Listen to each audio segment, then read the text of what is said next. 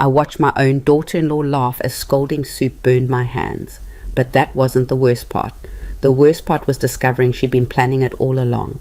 Every humiliation, every accident, every viral video of me looking pathetic. She didn't just want my money, she wanted to destroy me piece by piece until there was nothing left but a broken old woman she could control. And she almost succeeded. This is the story of how I lost everything I thought I knew about family, and how I fought back when I had nothing left to lose. Please watch until the end, hit that like button, and comment what city you're watching from, so I can see how far my story travels. I should have known something was wrong the moment Bianca walked into my kitchen that Tuesday morning without knocking. That's not entirely true. I should have known something was wrong 6 months before that, when my son Marcus first brought her home and she smiled at me with teeth too white and eyes too calculating. But I was lonely. Marcus was my only child, and after his father died 3 years earlier, I'd learned to live with the kind of silence that fills a house like water, slowly rising until you're not sure if you're breathing or drowning. So when Bianca started coming around more often, bringing fresh flowers and talking about family bonds, I let myself believe it. I let myself think that maybe, finally, I wouldn't have to eat dinner alone anymore. God, I was stupid. Evelyn, her voice cut through my quiet morning like nails on glass. There you are. I was at the kitchen table, halfway through my coffee and the crossword puzzle I'd been working on for 3 days. The newspaper was one of the last real pleasures I had, that and my garden, and the bird feeder I'd hung outside the window where I could watch the cardinals and blue jays fight over seeds. Bianca, I tried to smile. I didn't know you were coming by today. Oh my God, I texted you like 5 times. She was already pulling out her phone, that thing that seemed permanently attached to her hand like a growth. Didn't you see? I glanced at my own phone, sitting face down on the counter where I'd left it after calling Marcus the night before. The screen showed 7 missed messages. I'm sorry, dear, I didn't hear it. You never hear it. She laughed, but there was an edge to it. That's actually perfect though, very authentic. Marcus always says you're like totally disconnected from technology. She said it like it was charming, like I was a museum exhibit. Look at the old lady who doesn't live on her phone. How quaint. I set down my coffee cup. Is everything all right? Is Marcus? Marcus is fine. He's in Seattle for that conference, remember? She was moving around my kitchen now, opening cabinets, touching things. I'm here because we need to talk about something really exciting. The way she said exciting made my stomach clench. I'm starting a new content series, she continued, pulling out my cast iron skillet and examining it like she'd never seen cookware before. Family cooking streams, real authentic moments in the kitchen with real people, and I want you to be part of it. I blinked. I'm sorry, what? A live stream. You know, like on social media. We cook something together, people watch, they comment, they love it. It's going to be so wholesome. She was scrolling on her phone, now not even looking at me. I already have 300,000 followers, but this kind of content, intergenerational, heartwarming, it's huge right now. We could hit 1 million by Christmas. Bianca, I already told my audience you said yes. She looked up then, and her smile didn't reach her eyes. They're so excited to meet Marcus's mom. I showed them that photo from his birthday, the one where you're wearing that cute cardigan. They loved you. Something cold slid down my spine. You posted a photo of me? Just on my stories. Don't worry, you looked great. She was pulling more things out of my cabinets now, my good mixing bowls, my mother's wooden spoons. So I'm thinking we do a classic soup, something cozy. Do you have a recipe you make for Marcus? I don't want to be on camera. The words came out firmer than I intended. Bianca stopped moving and turned to look at me, really look at me, for the first time since she'd walked in. I'm sorry. I said I don't want to be on camera. I'm sure you have plenty of other content you can make, but I'm not comfortable with that. For 3 long seconds she just stared at me, then she laughed. Evelyn, come on, don't be difficult. I'm not being difficult, I'm just saying no.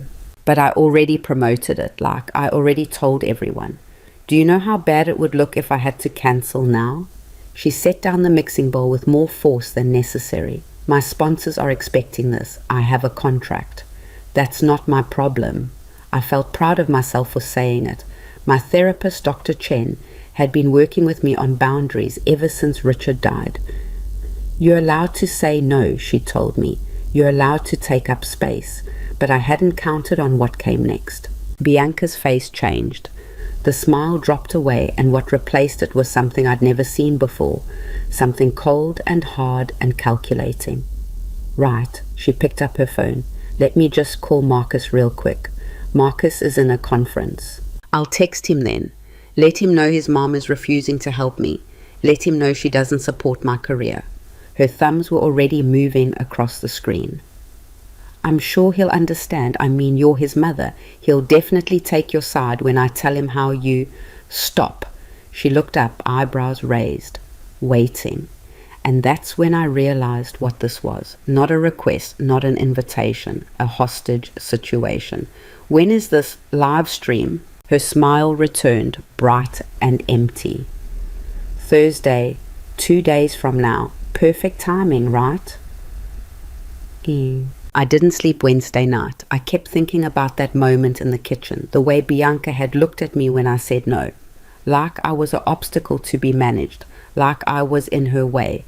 I should have called Marcus. I should have told him what was happening, how his wife had bulldozed into my house and essentially blackmailed me into doing something I didn't want to do. But I didn't. Because part of me, the part that had been alone for 3 years, the part that still set out 2 coffee cups every morning before remembering Richard was gone, wanted to believe this could be good. Maybe Bianca was just enthusiastic. Maybe I was being too sensitive, too old-fashioned, too resistant to change. Maybe this was just what families did now. Thursday morning, she arrived at 9 a.m. with enough equipment to film a movie. Don't worry, this is all just backup. She was dragging in ring lights and tripods and bags full of God knows what. We'll keep it simple for your first time. Just 1 main camera, maybe 2 angles for variety. My kitchen looked like a studio. She'd moved things around, pushed my small breakfast table against the wall, rearranged my counter space to create what she called visual interest. Okay, so here's how this works. She positioned me in front of the stove like I was furniture. You're going to make your famous chicken soup. I never said it was famous. And I'm going to help. We'll chat, keep it light, answer some comments. The stream will be about 40 minutes, maybe an hour if engagement is really good. An hour? People love long-form content. Makes them feel like they're really there with us. She adjusted one of the lights and I had to squint against the sudden brightness. Oh, and I need you to wear this. She handed me an apron. It was new, tags still on, with Grandma's Kitchen embroidered across the front in cutesy letters.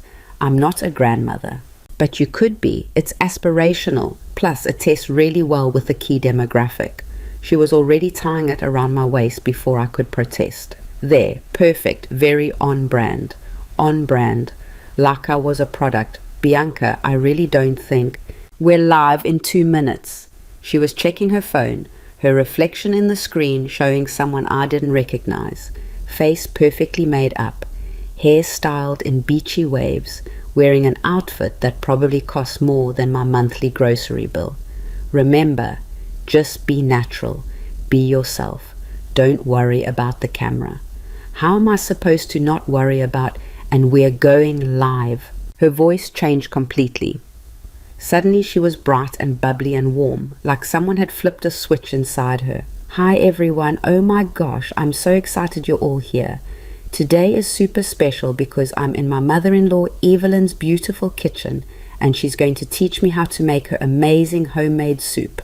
I stood there frozen, wooden spoon in hand, staring at the camera like it might bite me. Say hi Evelyn. Bianca nudged me hard enough to make me stumble slightly. Hello.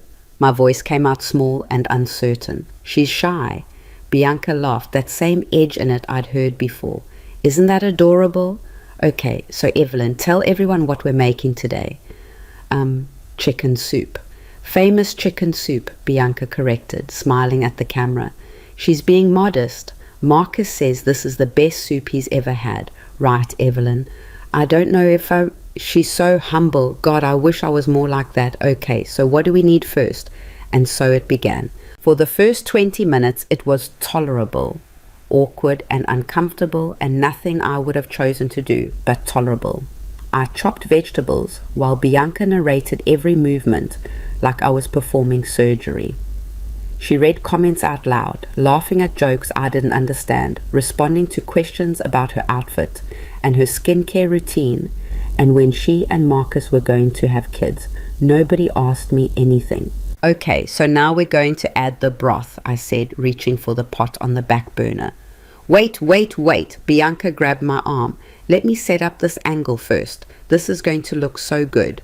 She repositioned the camera, moved the pot, adjusted the lighting.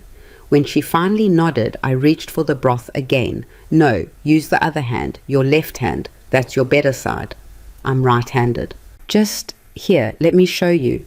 She took the pot from me and demonstrated, pouring it slowly while angling herself perfectly toward the camera. See, like that. Now you try. I tried. I felt ridiculous. The pot was heavy and awkward in my left hand, and the angle she wanted me to use meant I couldn't see what I was doing properly. That's great. Perfect. Bianca was back on her phone, reading comments. Oh, everyone loves this. They're saying you look just like Marcus. Oh, someone said you're glowing. Evelyn, you're glowing. I wasn't glowing. I was sweating under the lights. My back hurt from standing in an unnatural position, and my hands were shaking from holding the heavy pot at a weird angle. Okay, now add the chicken, Bianca instructed. I reached for the bowl of diced chicken I'd prepared earlier, but my hand was cramping from the pot and, actually, you know what, this is taking too long. Bianca took the bowl from me. Let's speed this up. Here, you add the spices while I do this part. She dumped the chicken into the pot without looking, focused on the camera and whatever she was reading on her phone. The soup splattered. Hot broth hit my hand, my wrist. I jerked back with a small cry. Oops, careful there, Evelyn, Bianca laughed. She's a little clumsy today, everyone. Too much excitement. The chat was moving too fast for me to read, but I caught glimpses of laughing emojis, comments about grandma reflexes, someone saying I was adorable. I wasn't adorable. I was in pain. Let's keep going, Bianca said, not even glancing at my burned hand. We're almost at the good part. The good part. I should have left then. I should have turned off the stove, walked out of my own kitchen and let her explain to her audience why Grandma's kitchen suddenly went dark. But I didn't, because she was my son's wife, because I didn't want to cause problems, because some pathetic part of me still thought that if I just went along with this, if I just made it through this one live stream, maybe things would get better. I was so wrong. Okay, everyone, this is the moment you've been waiting for. Bianca's voice had taken on a theatrical quality. The secret ingredient. Evelyn, tell them about your special trick. I don't have a... She adds a splash of wine at the end. It's genius. Revolutionary. Game-changing. Bianca was already reaching for the bottle she'd brought. Expensive looking, nothing I would have bought. Here, show them how much. She thrust the bottle toward me and I took it automatically, still cradling my burned hand. I actually don't usually... Just a splash. Come on, don't be shy. I tipped the bottle slightly over the pot. A small amount poured out. More than that. Wow, Evelyn, live a little. She laughed, and I heard the chat erupt with laughter too. Embarrassed, I poured more. Too much. The wine hit the hot soup and steamed up, sharp and acidic. Whoa, okay, that's definitely enough. Bianca took the bottle from me. See, everyone? This is what happens when we cook with wine at 10 a.m. She was making it sound like I was drunk, like I was some old woman who couldn't control herself. I'm not, I didn't mean to. It's fine, we can work with this. But her smile was tight now, and when she looked at me, her eyes were cold. Let's try to save this, okay, Evelyn? Save this, like I'd ruined something, like this was my fault. My chest felt tight. The kitchen was too hot, too bright. The camera was a black hole, sucking in everything I did and spitting it back out as content for strangers to consume and judge. Maybe we should stop, I said quietly. What? No, we're almost done. Bianca stirred the pot aggressively. Okay, everyone? Slight change of plans. While this simmers, I'm going to show you a hack for when you add too much wine to soup. I didn't add too much. You told me to pour more. The words came out before I could stop them. Bianca froze. The kitchen went silent except for the bubbling of the soup. Excuse me? You told me to pour more. I was going to add just a splash, but you said it wasn't enough. Evelyn. Her voice was sweet now, poisonously sweet. I think you're confused. Everyone watching can see that you just got a little enthusiastic. It's okay. We all make mistakes. I'm not confused. You're tired. This has been a lot for you. She turned to the camera. I think we're going to wrap up a little early, everyone. Evelyn needs to rest. But hasn't this been so fun? Give her some love in the comments. She reached over to turn off the stove, and that's when it happened. I still don't know if it was an accident. I've replayed the moment in my mind 1,000 times, and I still can't be sure. But as she reached across me, the pot tipped. The scalding soup, that too much wine soup that I'd supposedly ruined, poured directly onto my arm. I screamed. The pain was instant and everywhere. My sin felt like it was melting. I stumbled backward, knocking into the counter, my vision going white at the edges. And Bianca laughed.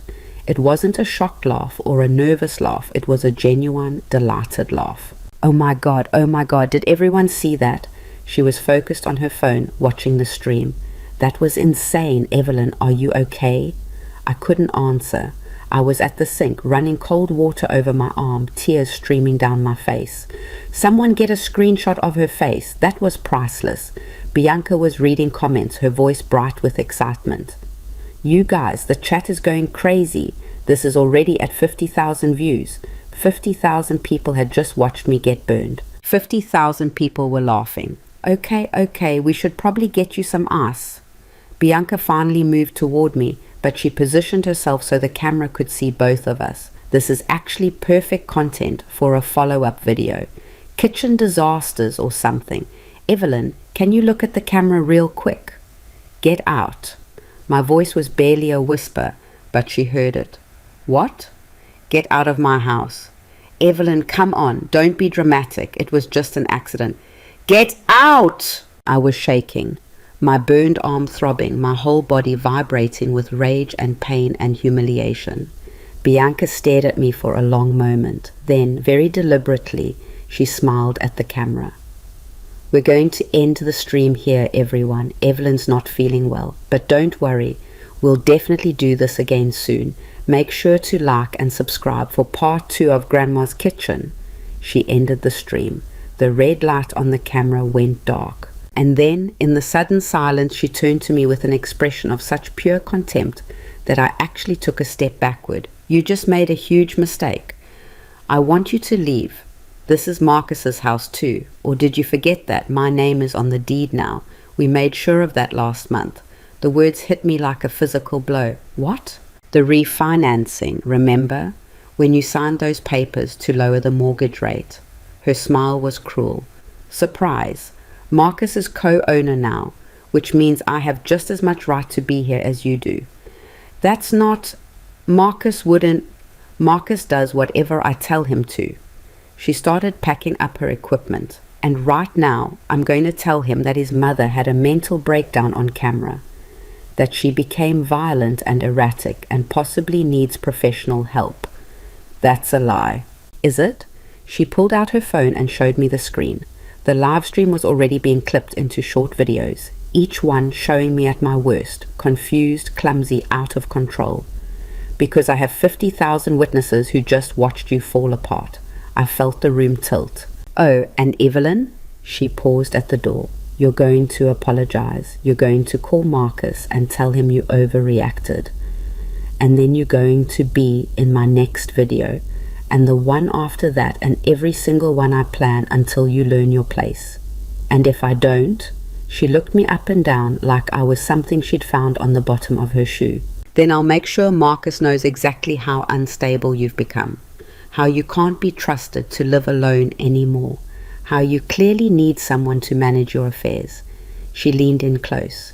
"And I know a very nice assisted living facility that has immediate openings. I've already taken a tour, just in case." She left. I stood in my destroyed kitchen, equipment everywhere, soup burning on the stove, my arm screaming in pain, and finally understood what had happened. This wasn't about cooking videos or family bonding or wholesome content. This was about control, and I had just given her the perfect footage to take everything from me. I didn't call Marcus that night. I couldn't. I sat in my bedroom with ice on my arm and stared at the wall, trying to understand how my life had turned into something I didn't recognize. The burn was bad. 2nd degree, I thought. I should have gone to the emergency room, but that would have meant explaining what happened, filling out forms, having it documented, and somehow I knew that documentation would end up being used against me. Instead, I opened my laptop, the one Richard had insisted I learn to use before he died, and typed in Bianca's username. Her profile loaded. 357,000 followers. Endless photos of her perfect life, her perfect body, her perfect everything. And there, pinned at the top, was the live stream from earlier today. 120,000 views in 6 hours. I clicked play. Watching it was worse than living through it. The camera caught everything. Every moment I looked confused. Every time I stumbled over my words. Every second of that final disaster. The comments scrolled past and most of them were laughing, calling me cute, adorable, goals for when I'm old, but some were different. Is she okay? She looks distressed. This feels exploitative. Why is the DIL laughing? That burn looked serious. Those comments were buried under hundreds of others, lost in the noise. Nobody cared. This was entertainment. I was entertainment. I closed the laptop and picked up my phone. My fingers hovered over Marcus's number. Just call him, I thought. Tell him what happened. He'll believe you. He's your son. But would he? Bianca had been so confident when she threatened me. So certain that Marcus would take her side, and they were married now. Co-owners of my house, partners. When had that happened? When had I become the outsider in my own family? My phone buzzed, a text from Marcus. "Mom, Bianca told me about today. Are you okay? She said you seem really stressed." I stared at the message. She'd already gotten to him, already started planting seeds. "I'm fine," I typed back, "just tired. She wants to do another video next week. Said you were great on camera. I'm proud of you for trying something new." He was proud of me letting his wife humiliate me for internet points. I set down the phone and cried for the first time since Richard's funeral. The next few days passed in a blur. My arm healed slowly, the burn leaving an angry red mark that I covered with long sleeves. Bianca didn't come back, but her presence lingered like smoke, suffocating and everywhere. Marcus called twice more. Both times he mentioned the video. Both times he said how happy Bianca was that we were bonding. I didn't tell him the truth. I was afraid. Not of him exactly, but of what choosing to believe his wife over his mother would mean. Some truths, once spoken, can't be unspoken. Some relationships, once broken, can't be repaired. So I stayed quiet and tried to convince myself it was a one-time thing. That Bianca had gotten what she wanted, viral content and control, and would leave me alone now. On the 7th day, I found the files.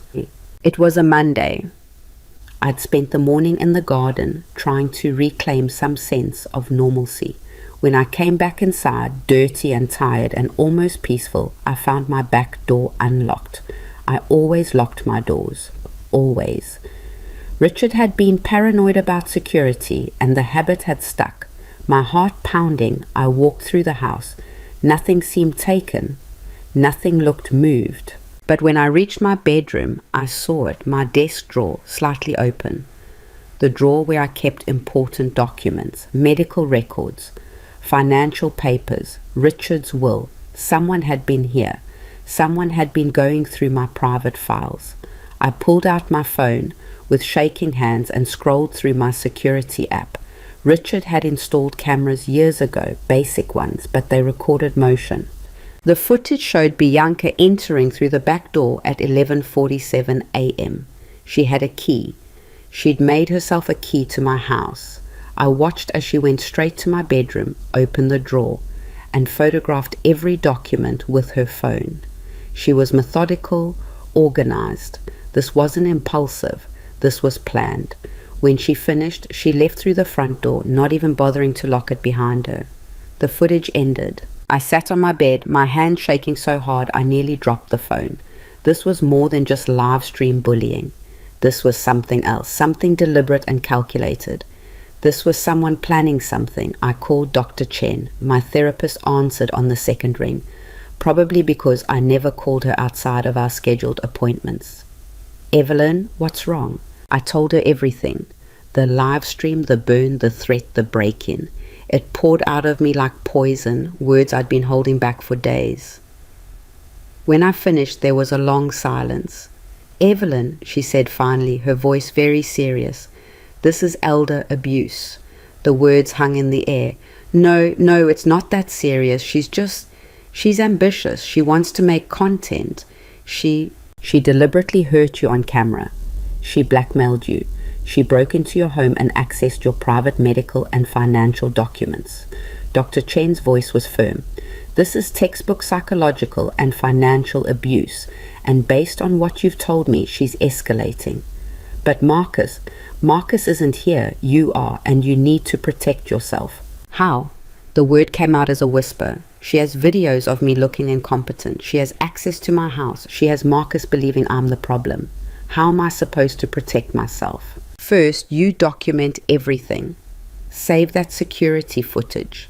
Screenshot those text messages. Write down every interaction with dates and times. Second, you talk to a lawyer. Not tomorrow, today. Someone who specializes in elder law. She paused. And Evelyn, you might need to consider the possibility that this goes deeper than just embarrassing videos. What do you mean? I mean, people don't break into someone's home and photograph financial documents just for fun. They do it when they're building a case for something, when they're planning something big. The cold feeling in my stomach turned into ice. Like what? Like proving you're incompetent to manage your own affairs, like taking control of your assets, like... She didn't finish, but she didn't need to. I understood. Bianca wasn't just trying to humiliate me, she was trying to take everything. That night, I couldn't sleep. I sat at my kitchen table, the same table where this had all started, and opened my laptop. I typed Bianca's name into the search bar. Not just her social media username, but her full name, Bianca Cole. Then Bianca Cole influencer, then Bianca Cole scandal. The results loaded. The first few pages were her own content. Perfect photos, sponsored posts, lifestyle branding. Then, on page 4, I found something different. A forum post from 8 months ago, buried in a Reddit thread about influencer drama. Anyone else notice that Bianca Cole's content has changed? She used to do fashion and travel. Now it's all these weird videos with elderly people looking confused or getting hurt. Is that ethical? I clicked on it. The thread had 73 comments. Most were defending her. It's just wholesome family content. Those old people clearly consented. You're being too sensitive. But others were questioning, asking why the elderly people always seemed uncomfortable, why there were so many accidents, why Bianca laughed at moments that didn't seem funny. I kept scrolling. Another thread, this one from 5 months ago. My grandmother was in one of Bianca Cole's videos, and afterwards she was really upset. Bianca told her it would just be a quick thing for her fans, but then it turned into this whole production where my grandmother looked foolish. When we complained, Bianca threatened to sue us for defamation. Has anyone else dealt with this? 42 comments. Stories, warnings. Another one. Be careful with Bianca Cole.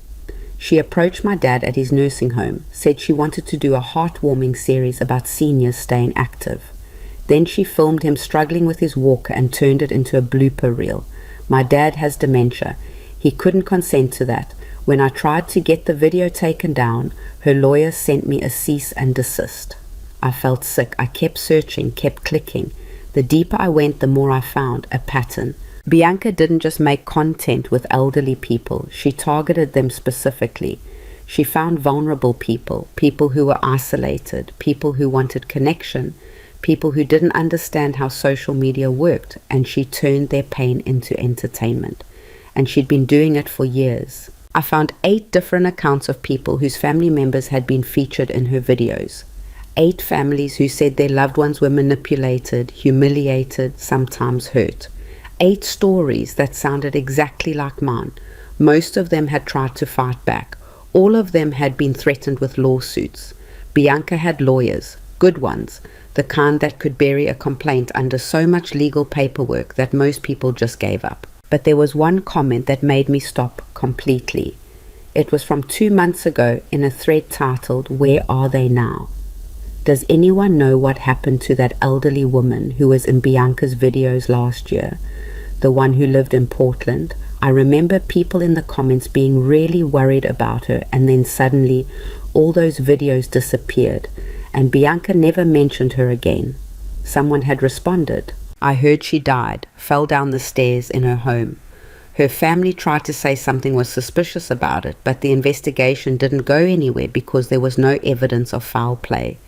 Bianca had already moved on to new content by then, so nobody really paid attention. My blood ran cold. I clicked on the profile of the person who posted that comment and sent them a message. It was 2 in the morning, but I didn't care. I need to know more about the woman from Portland. My name is Evelyn Hart, and I think I'm in danger. I hit send. Then I sat in my dark kitchen, listening to the house settle around me, and wondered if I was being paranoid, if maybe I was overreacting, if maybe Bianca was right and I was just an old woman who couldn't handle the modern world. But then I thought about the security footage, about her going through my files, about the way she'd laughed when the soup burned me, about those 8 families, about the woman from Portland. No, I wasn't being paranoid, I was being hunted, and I had no idea how to fight back. The response came at 6 a.m. I'd fallen asleep at the kitchen table, my laptop still open. When my phone buzzed, I jerked awake, disoriented and stiff. The message was from the Reddit user I'd contacted. Their real name was Jennifer Matthews. "Call me," it said, with a phone number. I called. "Hello?" A woman's voice, cautious. "This is Evelyn Hart. You responded to my message about Bianca Cole." There was a pause, then, "Are you somewhere safe?" The question chilled me. I'm home. Is she there? Is anyone else there? No, I'm alone. Good. Listen to me carefully, Evelyn. If you're involved with Bianca Cole, you need to get out now, today. Don't wait. Don't think you can handle this. Just leave. I can't just leave. This is my house. My son is married to her. I can't. The woman from Portland was someone's grandmother too. Someone's mother. Someone who thought she could handle it. Jennifer's voice cracked. She was my aunt. Her name was Patricia. I sank into a chair. I'm so sorry. Don't be sorry. Be smart. I heard papers rustling. Patricia was healthy, 71 but active. Then Bianca started featuring her in videos. At first it was fine. Cooking, gardening, normal stuff. Then the videos got weirder. Patricia would fall or forget things or seem confused. The comments loved it. They thought it was adorable. It wasn't real. Some of it was, but Bianca started helping things along, putting things in Patricia's way so she'd trip, asking her complicated questions when she knew Patricia was tired, making her look incompetent. I thought of the soup, the way Bianca had insisted I use my left hand, hold the pot at a weird angle. Then what happened? Patricia started to push back. She didn't want to do the videos anymore. So Bianca got strategic. Jennifer's voice went flat. She befriended Patricia's son, my cousin David, convinced him that Patricia was declining mentally, showed him edited videos of Patricia seeming confused or forgetful. David started to believe it. Oh God. Bianca pushed for Patricia to sign power of attorney over to David. Said it was just a precaution, just to make sure Patricia was protected. And David, because he believed his mother was losing it, convinced her to do it. And then Patricia's bank account started draining. Small amounts at first. David didn't notice because he trusted Bianca, and Bianca had access to everything through him. By the time Patricia realized what was happening, Bianca and David had moved almost $200,000. I felt like I couldn't breathe. Patricia tried to fight it, went to a lawyer, but Bianca had all that video evidence showing Patricia looking confused and incompetent. The lawyer said it would be nearly impossible to prove she was of sound mind when she signed the power of attorney. What about the fall? Silence. Jennifer? The police said it was an accident. Patricia fell down the stairs in her own home, broke her neck, but I was there the week before. I helped her install a new handrail because the old one was wobbly. Patricia was careful. She'd lived in that house for 40 years. She knew every inch of those stairs. You think Bianca? I think Patricia was about to go public. I think she'd contacted a journalist who specialized in influencer exploitation. And I think Bianca found out Jennifer's voice was hard. I can't prove it. The investigation was closed. Accidental death. David got the house, the money, everything, and Bianca, she moved on to her next target. I couldn't speak. Couldn't process what I was hearing. Evelyn, Jennifer said gently, how long have you been featured in her videos? Just once, last Thursday. How much access does she have to your finances? I thought of those documents, my will, my bank statements, my medical records. She broke into my house and photographed my files. Jesus Christ. I heard Jennifer moving, doors opening. Okay, listen very carefully. You need to do 3 things right now. First, call your bank and freeze all your accounts. Tell them you suspect fraud. Second, call a lawyer who specializes in elder law and financial abuse. Third, gather every piece of evidence you have and store it somewhere Bianca can't access. Cloud storage, a safety deposit box, somewhere. She's married to my son. I know, and I'm sorry. But Evelyn, you need to understand, Bianca is very good at this. She doesn't just exploit people on camera. She destroys them financially and then makes them disappear from her content. My aunt is dead. There are others who lost everything and are now in state care facilities. This isn't about being mean. This is about being a predator. My hands were shaking so badly I nearly dropped the phone. What do I do about Marcus? That's up to you. But he's going to have to choose, and you need to be prepared for the possibility that he'll choose her. Bianca is very good at manipulation. She's probably already convinced him that you're unstable, that you need help, that any accusations you make are just evidence of your decline. This can't be happening. It is happening, and you have 2 choices, fight or run. Jennifer paused. Patricia chose to fight, and it got her killed. I'm not telling you what to do, but I'm telling you what the stakes are. We stayed on the phone for another hour. Jennifer gave me names. Lawyers, journalists, victims' advocates. She sent me files, documents from Patricia's case. Evidence that had gone nowhere, testimonies that had been dismissed. When we finally hung up, the sun was fully up and my entire worldview had shattered. I wasn't dealing with a mean daughter-in-law. I was dealing with something much, much worse. And somewhere in Seattle, my son had no idea that he'd married a monster. I spent the rest of that morning doing exactly what Jennifer told me to do, except my hands wouldn't stop shaking, and I kept having to start over. The bank was first. I called at 9 a.m. sharp the moment they opened. First National, this is Derek. How can I help you? I need to freeze my accounts, all of them. Okay, Mom. Can I ask why? I suspect fraud. There was a pause, the sound of typing.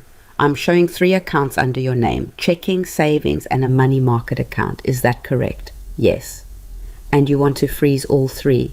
Yes, immediately. More typing. I can do that, but I need to inform you that this will prevent any transactions from going through, including automatic payments, direct deposits. I don't care. Freeze them. All right. I'll also need you to come into the branch within 48 hours to verify your identity and fill out a fraud report. Can you do that? Yes. Okay, Mrs. Hart, your accounts are now frozen. Is there anything else I can help you with today? I thought about asking if anyone else had tried to access my accounts recently, if there had been any unusual activity, but something stopped me.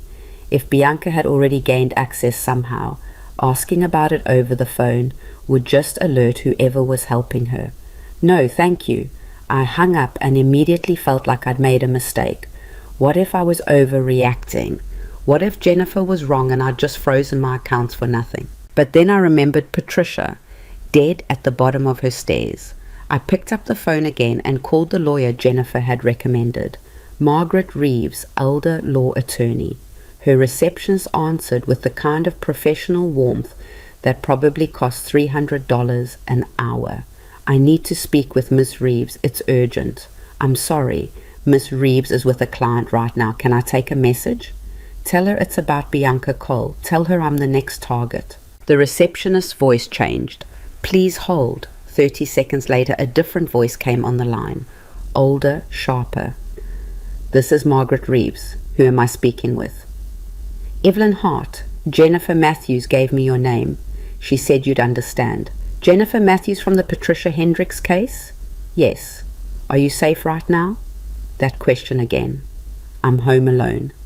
How much time do we have before Bianca Cole becomes aware you're taking action? I don't know. She hasn't contacted me since last Thursday, but she has a key to my house. She could show up any time. Change your locks today. And I need you in my office tomorrow morning at 9. Don't tell anyone you're coming. Not your son, not any mutual friends, no one. Okay. Bring everything, financial records, medical records, any communication with Bianca, security footage if you have it, everything. I have video of her breaking into my house. Silence. Then, holy hell, okay, yes, definitely bring that. Evelyn, I'm going to be frank with you. If this is what I think it is, we need to move fast. Bianca Cole is very good at what she does, and she has resources. But the fact that you're calling me now, before she's fully executed whatever she's planning, gives us an advantage. What is she planning? Based on the pattern from previous cases, she's building a narrative of incompetence, gathering evidence that you're mentally unfit to manage your own affairs. Once she has enough, she'll push for a conservatorship, probably through your son, since he's family and the courts favor family members. Once that's in place, she'll have legal access to everything, your money, your house, your medical decisions. And by the time you realize what's happened, it's nearly impossible to undo. My stomach turned. That's legal. If she can prove you're incompetent, yes. And that's what the videos are for. That's what the break-in was for.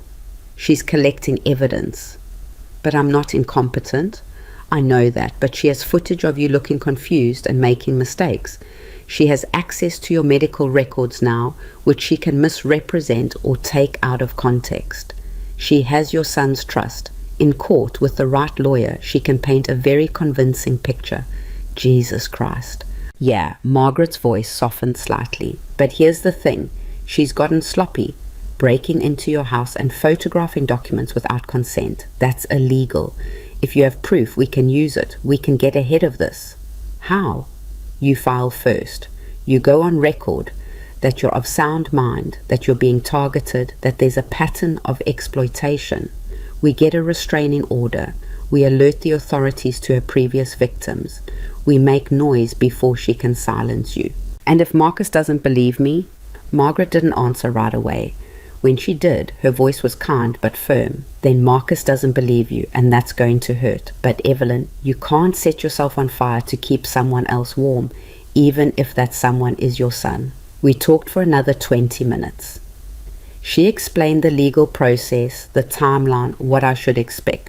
By the time I hung up, I felt simultaneously more prepared and more terrified. I'd never been the kind of person who fought. Richard had always handled conflict. He'd been the strong one, the decisive one. After he died, I'd learned to be small, to take up less space, to avoid confrontation. But Patricia had died avoiding confrontation, and I wasn't going to end up at the bottom of my own stairs. I called a locksmith. He said he could come that afternoon. Then I started gathering evidence, printing emails, downloading security footage, organizing every interaction. I'd had with Bianca into a timeline. It was when I was going through my photo albums, looking for pictures that proved I'd been mentally sound before Bianca entered my life, that I found the document. It was tucked into the back of the album from Marcus's wedding, folded small and easy to miss. I almost didn't see it. But when I opened it, my blood ran cold. It was a medical assessment form, the kind psychiatrists use to evaluate cognitive function, and it had my name on it. The date was 3 weeks ago. The location was a clinic I'd never heard of, and according to the form, I'd scored very poorly on tests for memory, reasoning, and decision-making capacity. At the bottom, in neat handwriting, patient shows signs of advancing dementia. Recommend further evaluation and consideration of legal guardianship. It was signed by Dr. Richard Kowalski. I'd never met Dr. Richard Kowalski. I'd never been to that clinic. This assessment was completely fabricated, and it was exactly the kind of evidence Bianca would need to prove I was incompetent. My hands were shaking so badly I dropped the paper. It fluttered to the floor, and I just stared at it. This piece of fiction that could destroy my entire life. She'd forged medical documents. She'd created an entire fake psychiatric evaluation. How long had she been planning this? I took photos of the document with my phone, then called Margaret Reeves back. Margaret, I found something, a forged medical assessment. It says I have dementia. Where did you find it? Hidden in my photo albums. She must have planted it when she broke in. It's dated 3 weeks ago, but I've never been to this doctor or this clinic. Do not touch it. Do not move it. That's evidence of fraud, possibly forgery, and we need it exactly as you found it. She was already typing. I could hear the keyboard. I'm going to call a process server and have them come document it in situ. Can you stay home for the next few hours? Yes. Good. Don't let anyone in. Don't answer the door unless you verify it's the process server. His name is Dale Chen. I'll text you his photo. And Evelyn, this is good. This is really good. Forgery is a felony. This changes everything. After we hung up, I sat on the floor of my bedroom and finally let myself break down. I cried for Richard, who would have protected me from this. I cried for Marcus, who I was losing whether I fought back or not. I cried for Patricia, who died fighting the same battle. And then I cried for myself, for the version of me who'd existed a week ago, who'd been lonely but safe, isolated but free. That woman was gone. I didn't know who I was becoming, but I knew I couldn't afford to be weak anymore. The locksmith arrived at 2. Dale Chen, the process server, arrived at 3. By 4 p.m. I had new locks, documented evidence of forgery, and a scheduled meeting with Margaret Reeves the next morning. I also had 7 missed calls from Marcus. I stared at my phone, at his name lighting up the screen over and over. Part of me wanted to answer, wanted to tell him everything, beg him to believe me, ask him to choose his mother over his wife just this once. But I remembered what Jennifer had said. Bianca was good at manipulation. She'd already convinced him I was struggling. If I called him now, panicked and afraid, wouldn't that just prove her point? Instead, I texted, "Sorry, was in the garden. Everything okay?" His response came immediately. "Bianca says you changed your locks. Mom, what's going on?" My heart stopped. How did she know? The locksmith had just left, unless... I ran to the windows looking out at the street. There, 2 houses down, was Bianca's car. White BMW, vanity plate that said influence. She'd been watching my house. She knew. My phone rang. Marcus. This time I answered, Mom, what's happening? Bianca says, Marcus.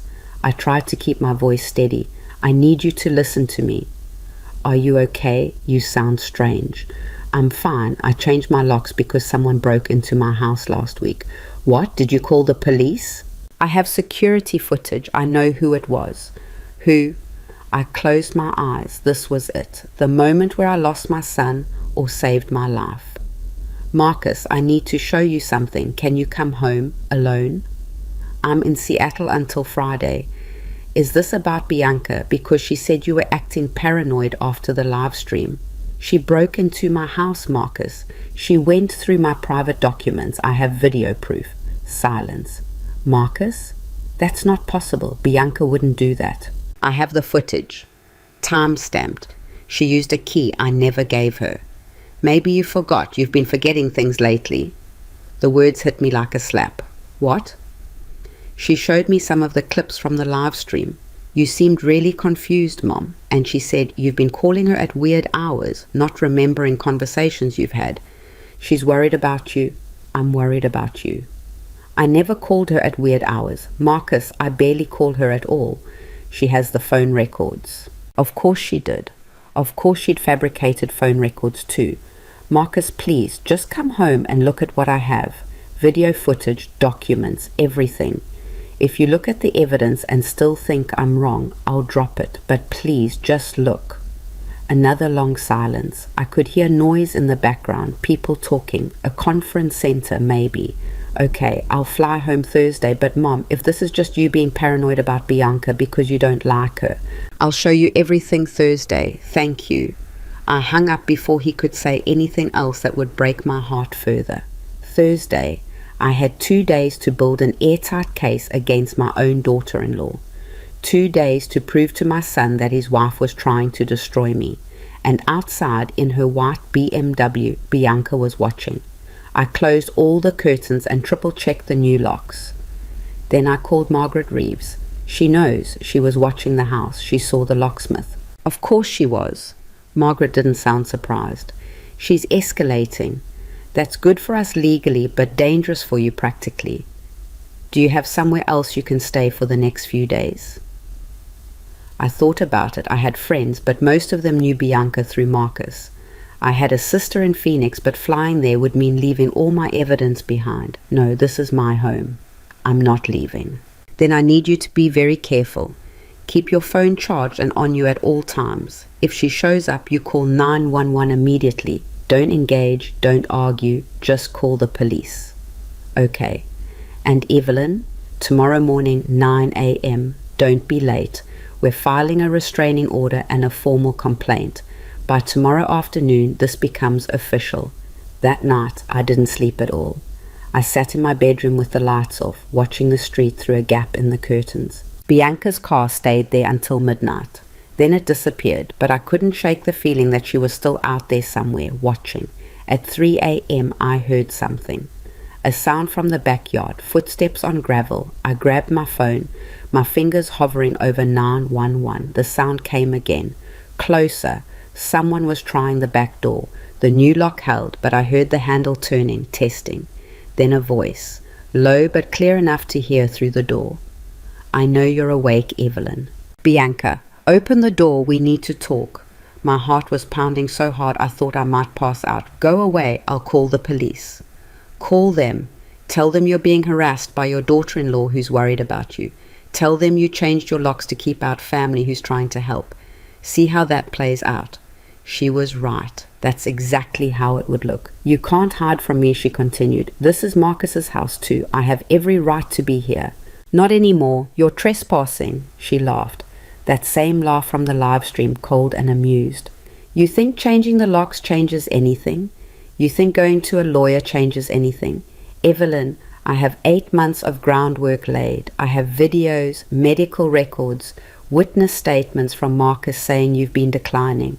I have a doctor who will testify you're mentally unfit. What do you have? I pressed my back against the wall, my phone clutched in my hand. I have the truth. The truth? She sounded genuinely amused.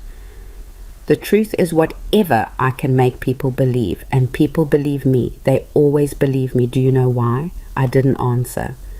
Because I'm young and pretty and successful. Because I have 300,000 people who trust me. Because when they look at me and then look at you, they see exactly what I want them to see. A caring daughter-in-law, worried about her aging mother-in-law who's losing her grip on reality. Marcus will see through you. Marcus already sees what I show him. He thinks you're paranoid. He thinks you're unstable. By the time I'm done, he'll think putting you in managed care is his idea. The doorknob turned again. Harder this time. Last chance, Evelyn. Open the door. Let's talk about this like adults. Let me help you. No. Fine. The doorknob stopped. But when they find you at the bottom of your stairs when you have an unfortunate accident like Patricia did, just remember you chose this. You chose to fight instead of accepting help. The footsteps retreated. I heard a car door close and engine start, but her words stayed, hanging in the dark like poison. When they find you at the bottom of your stairs. She'd just threatened to kill me, and I'd been too terrified to record it. I waited until I heard her car drive away. Then I ran to my laptop and pulled up the security footage. My hands were shaking so badly I could barely work the controls. The backyard camera had caught everything. Bianca at the door, trying the handle, her mouth moving, speaking those threats. But there was no audio. The cameras Richard had installed were cheap ones. Video only. I had proof she'd come to my house at 3 a.m., but I didn't have proof of what she'd said. I wanted to scream. Instead, I saved the footage, backed it up in 3 different places, and added it to the folder I was bringing to Margaret tomorrow. Then I sat on my bedroom floor with my back against the door and waited for morning. At some point I must have dozed off, because the next thing I knew, my alarm was ringing and sunlight was streaming through the curtains. 9 a.m. appointment, Margaret Reeves. I got up, my body stiff and aching, and got ready like I was preparing for battle. Because that's exactly what this was. Margaret Reeves's office was downtown, in one of those old buildings that had been converted into professional suites. Her name was on the door in brass letters, Reeves and Associates, Elder Law. Her assistant checked me in, and within 5 minutes, I was sitting across from Margaret herself. She was in her 60s, grey hair cut short, glasses perched on her nose. She looked like someone who'd seen everything and wasn't shocked by anything anymore. Show me what you have. I spread it all out on her desk. The security footage of Bianca breaking in, the forged medical assessment, the timeline of events, screenshots of the live stream comments, the Reddit threads Jennifer had sent me, the footage from last night. Margaret went through it all methodically, making notes, asking questions. When she finished, she sat back and looked at me over her glasses. This is one of the most comprehensive cases of elder abuse and fraud I've seen in 10 years. Is it enough? It's more than enough, but you need to understand what you're walking into. Bianca Cole has money, lawyers, and a public platform. Fighting her is going to be expensive and exhausting. She's going to try to discredit you publicly. She's going to use her followers to harass you. She's going to make your life hell. She's already making my life hell. Fair point. Margaret pulled out a legal pad. Here's what we're going to do. First, we file a restraining order. That keeps her away from you and your property. Second, we file a formal complaint with the police regarding the break-in, the forgery, and the threats.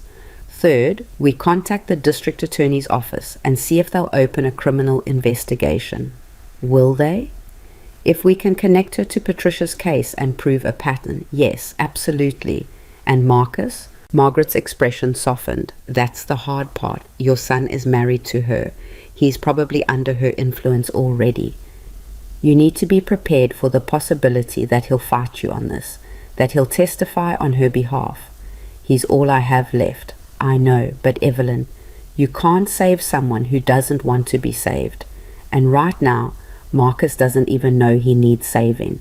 She was right. I knew she was right, but it still felt like losing him would kill me. We spent the next 3 hours going through everything, building the case, preparing documents. Margaret had a notary come in to verify my signature on statements.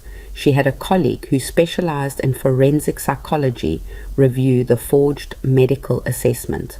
By the time we finished, it was past noon, and I felt wrung out. Go home, Margaret said. Lock your doors. Don't engage with Bianca under any circumstances. The restraining order will be filed by end of business today, and she'll be served tomorrow. After that, if she comes near you, she's in violation and can be arrested. What about the live stream videos? Can we get those taken down? We can try. I'll have my assistant send cease and desist letters to the platforms.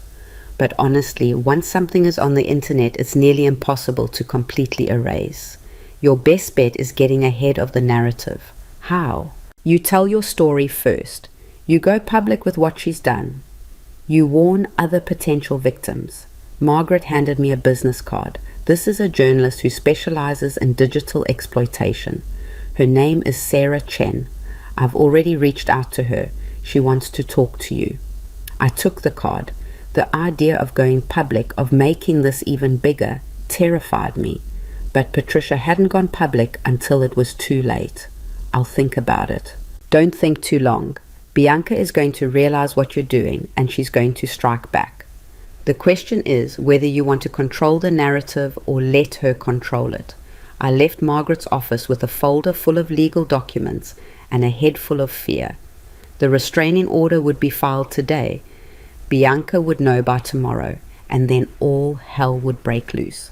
I was halfway to my car when my phone rang. Unknown number. Hello? Mrs. Hart, this is Detective Maria Santos with the Portland Police Department. I understand you've been in contact with Jennifer Matthews regarding the Patricia Hendricks case. My heart jumped. Yes, she gave me information about Bianca Cole. I'm calling because we've reopened the investigation into Miss Hendricks's death. New evidence has come to light. Jennifer mentioned you might have additional information about Miss Cole's activities. I have a lot of information, videos, documents, everything. I'd like to meet with you. Are you available this week? I'm in Oregon, not Portland, but I can drive there. Actually, I'm coming to you. We have reason to believe Miss Cole has been operating in your area as well. Can we meet tomorrow? Tomorrow, when the restraining order would be served. Yes, absolutely. Good, I'll text you the details. Mrs. Hart, be careful. If Miss Cole is following the same pattern as before, and if she knows you're talking to authorities, you could be in danger. She already threatened me last night. Silence. Did you report it? I'm filing everything today with my attorney. Good. Keep your doors locked. Stay alert, and if you see her, you call 911 immediately. Don't try to handle this yourself. We hung up, and I sat in my car in the parking garage, trying to process everything. The police were investigating. A detective was coming to interview me. The restraining order was being filed. This was really happening. I was really doing this. I drove home in a daze, barely paying attention to the road. When I pulled into my driveway, I noticed something immediately. My front door was open, just slightly, maybe an inch, but it was definitely open. I'd locked it when I left. I was sure of it. I grabbed my phone and dialed 911 before I even got out of the car. 911, what's your emergency? Someone broke into my house. I think they might still be inside. What's your address, ma'am? I gave it to them, my eyes locked on that open door. Are you in a safe location? I'm in my car in the driveway. Stay there, don't go inside. Officers are on their way. I waited. 5 minutes, 10. Every second stretched out like hours. Finally, 2 police cars pulled up. 4 officers. They approached the house with hands on their weapons. Police, if anyone is inside, make yourself known. No response. They went in, and I held my breath. 3 minutes later, one of them came back out. Mom, you can come inside. The house is clear. Was someone here? His expression was grim. You should see this. I followed him inside, and the moment I crossed the threshold, I understood. My house had been destroyed, not ransacked. Destroyed. Every photo frame smashed. Every piece of furniture slashed. Every drawer emptied and dumped. The walls spray painted with words I couldn't even process. Crazy. Liar. Worthless. And in the middle of my living room, propped up on what remained of my couch, was a sign. Printed in bold letters. Stop lying or it gets worse. I couldn't breathe. Couldn't think. Couldn't do anything but stare at what used to be my home. Mom, do you know who might have done this? I turned to the officer, and for the first time since this whole nightmare began, I felt something other than fear. I felt rage. Yes, I know exactly who did this, and I'm going to make sure she pays for every single thing she's taken from me. The police took photos of everything, every smashed frame, every slashed cushion, every word spray painted across my walls. They dusted for fingerprints, collected evidence, filled out reports with the kind of clinical detachment that comes from seeing too much human cruelty. Officer Chen, the one who'd been most sympathetic, walked me through the house room by room, documenting what was taken versus what was destroyed. "Your bedroom seems to be the worst hit," he said, standing in the doorway. I couldn't even look. My bed had been shredded. The mattress sliced open with stuffing, pulled out like guts. Richard's ashes, which I'd kept on the dresser in a simple wooden urn, were scattered across the floor. That's when I broke. Not crying. Something beyond crying. A sound came out of me that didn't feel human, and I collapsed against the wall, sliding down until I was sitting in the ruins of the life I'd built with my husband. "Ma'am, Mrs. Hart." Officer Chen crouched beside me, awkward but trying. "Is there someone we can call? Someone who can come stay with you?" I shook my head. Who was there? Marcus was in Seattle, and even if he wasn't, he wouldn't believe me. My sister in Phoenix hadn't spoken to me in months after I'd missed her birthday. My friends were casual acquaintances, book club members, people I saw at the grocery store. I had no one. That's what Bianca had been counting on. "I need to call my lawyer," I managed. "Go ahead. We'll be here for another hour at least." I pulled out my phone with shaking hands and dialed Margaret Reeves. She answered on the first ring. "Evelyn, the restraining order is filed. She should be served by so she destroyed my house." Silence. Then, "Say that again." "She broke in and destroyed everything. The police are here now. There's spray paint on the walls. My furniture is ruined. Richard's ashes are..." My voice cracked. She scattered Richard's ashes on the floor. "I'm coming to you. Don't sign anything. Don't agree to anything. Don't talk to anyone until I get there. 20 minutes. She hung up, and I sat there in the wreckage, holding my phone like a lifeline. Officer Chen was talking to one of the other officers near my bedroom door. I caught fragments of their conversation. Definitely premeditated. Personal vendetta. Escalating pattern. Then the younger officer, a woman with her hair pulled back tight. "Do we have any suspects?" Officer Chen glanced at me, then lowered his voice. But I heard him anyway. "Daughter-in-law, there's some kind of family dispute. The victim claims she's being targeted." Claims. Like it might not be true. I stood up, rage cutting through the grief. "I'm not claiming anything. I'm telling you facts. Bianca Cole did this. I have security footage of her at my house last night at 3 a.m. I have documentation of her breaking in previously. I have evidence of fraud, forgery, and threats. This isn't a dispute. This is a crime." The young officer looked startled. Officer Chen raised his hands placatingly. "Mrs. Hart, I'm not doubting you, but we need evidence linking her specifically to this break-in. Do your security cameras cover the interior of the house?" "No, just the doors. So we don't have footage of her actually inside during the vandalism. She had someone else do it." The realization hit me as I said it. She was too smart to do this herself. She had someone else break in while she established an alibi. Officer Chen nodded slowly. "That's possible. We'll pull all your security footage and see if we can identify who entered the property. In the meantime, you should document everything for insurance purposes and find somewhere else to stay tonight. This house isn't secure. This is my home. I understand that, but whoever did this has a key, and until we change the locks again, I changed them yesterday. That got everyone's attention." "You changed your locks yesterday and someone still got in today?" "Yes. Then either they picked the lock or I have a locksmith problem," I finished. "Or Bianca got to the locksmith and had copies made before he installed them." The officers exchanged looks, the kind that said they thought I was paranoid, but I wasn't paranoid. I was right. Margaret arrived 18 minutes later, storming through my front door like an avenging angel in a pantsuit. "Where's the lead officer?" Officer Chen identified himself, and Margaret immediately took charge. I'm representing Mrs. Hart. I need copies of all reports, all evidence collected, and all photos taken. My client has an active case being filed against Bianca Cole for elder abuse, fraud, and criminal threats. This vandalism is part of an established pattern of escalating violence.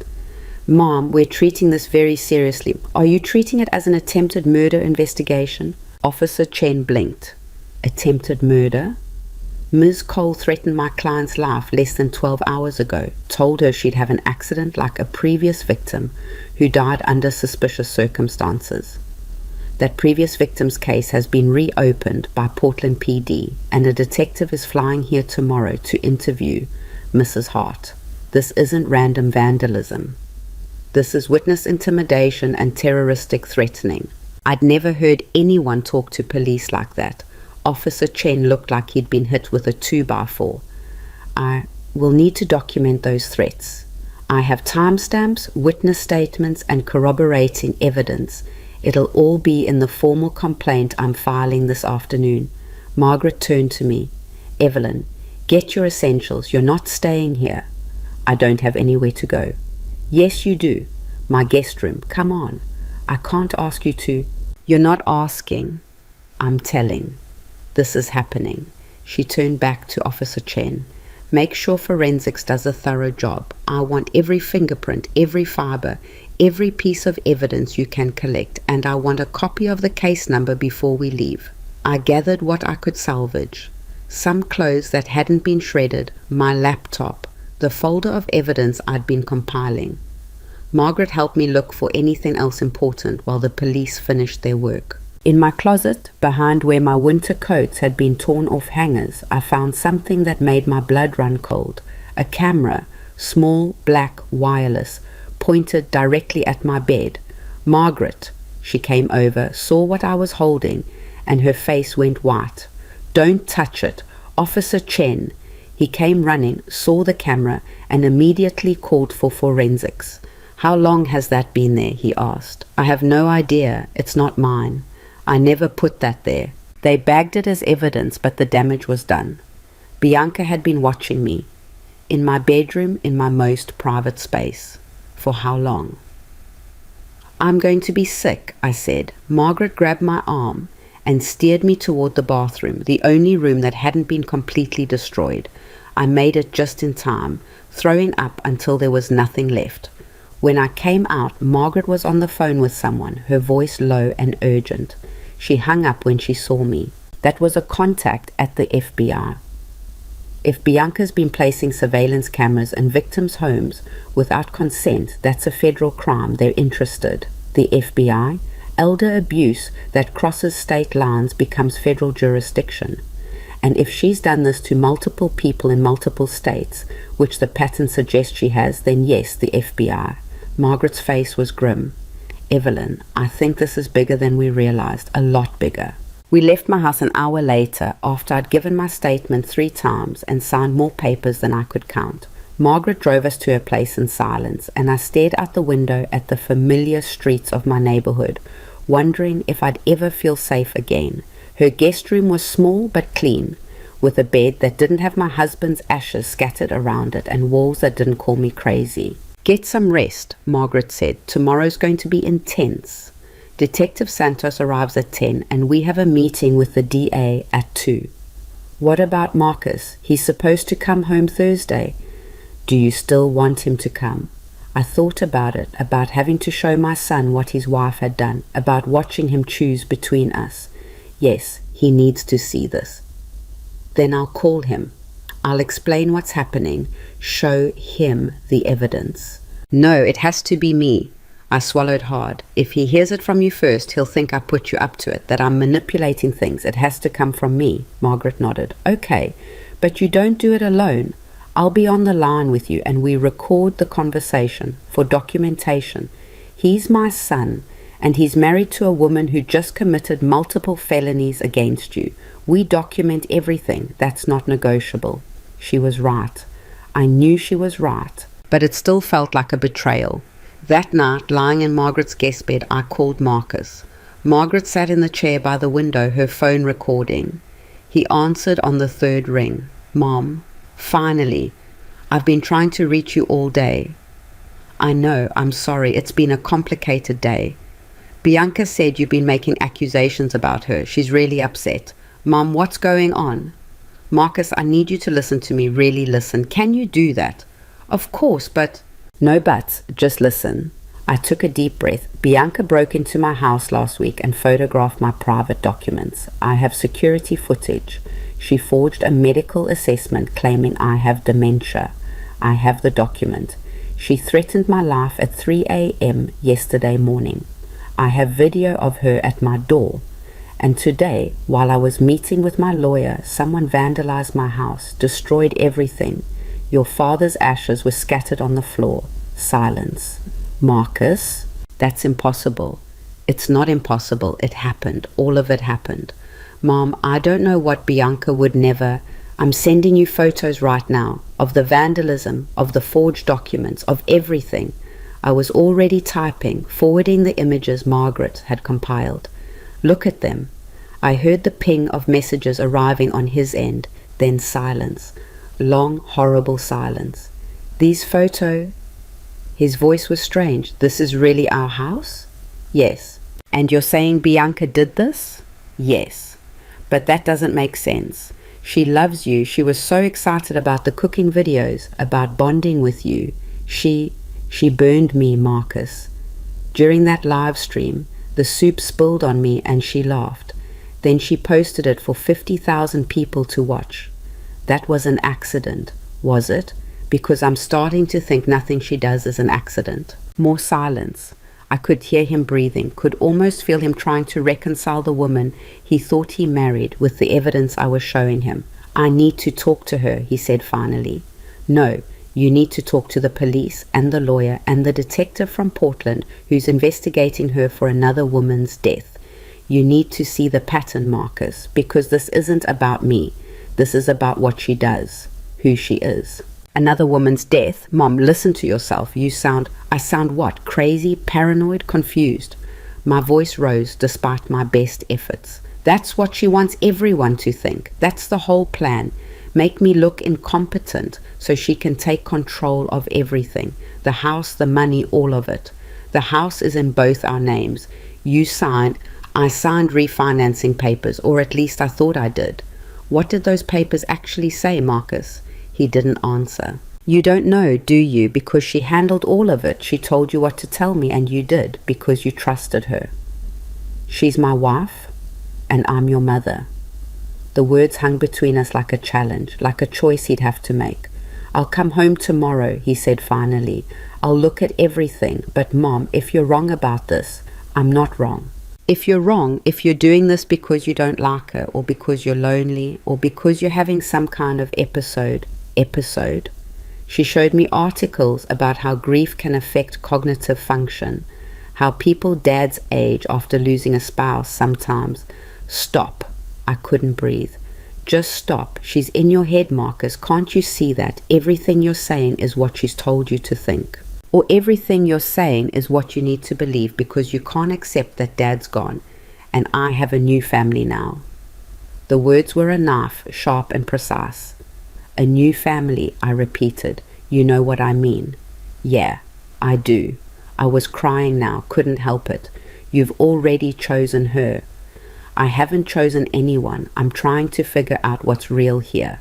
Then come home tomorrow, look at the evidence, talk to my lawyer, talk to the police, and then decide if you think your wife is capable of destroying my house and scattering your father's ashes on the floor for fun.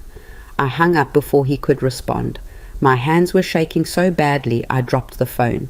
Margaret was beside me immediately, her hand on my shoulder. You did good. He doesn't believe me. Doesn't. He's scared. That's different than not believing you. He's scared that his entire life is built on a lie. Give him time to process. What if he doesn't come? Then he doesn't come and you keep fighting anyway. I wanted to believe her, wanted to think that Marcus would show up, see the truth, choose me. But Bianca had 8 months of groundwork, and I had one destroyed house and a son who thought I was losing my mind. The odds weren't in my favor. I barely slept. Every time I closed my eyes, I saw Richard's ashes on the floor. saw that camera in my closet, saw Bianca's smile as she laughed at me burning. At 6 a.m. I gave up and went to Margaret's kitchen. She was already there, laptop open, 3 different case files spread across the table. "Coffee?" she offered. "Please." She poured me a cup and slid it across the table. "Detective Santos just emailed. She's landing at 9, wants to meet at 10:30 instead of 10. That work for you?" "Sure." "Good, because we have a lot to cover before then." She pulled up something on her laptop and turned it to face me. "I spent last night going through Bianca's social media history. Every post, every video, every comment thread for the past 2 years. And I found 5 other elderly people who appeared in her videos at various times. 3 women, 2 men.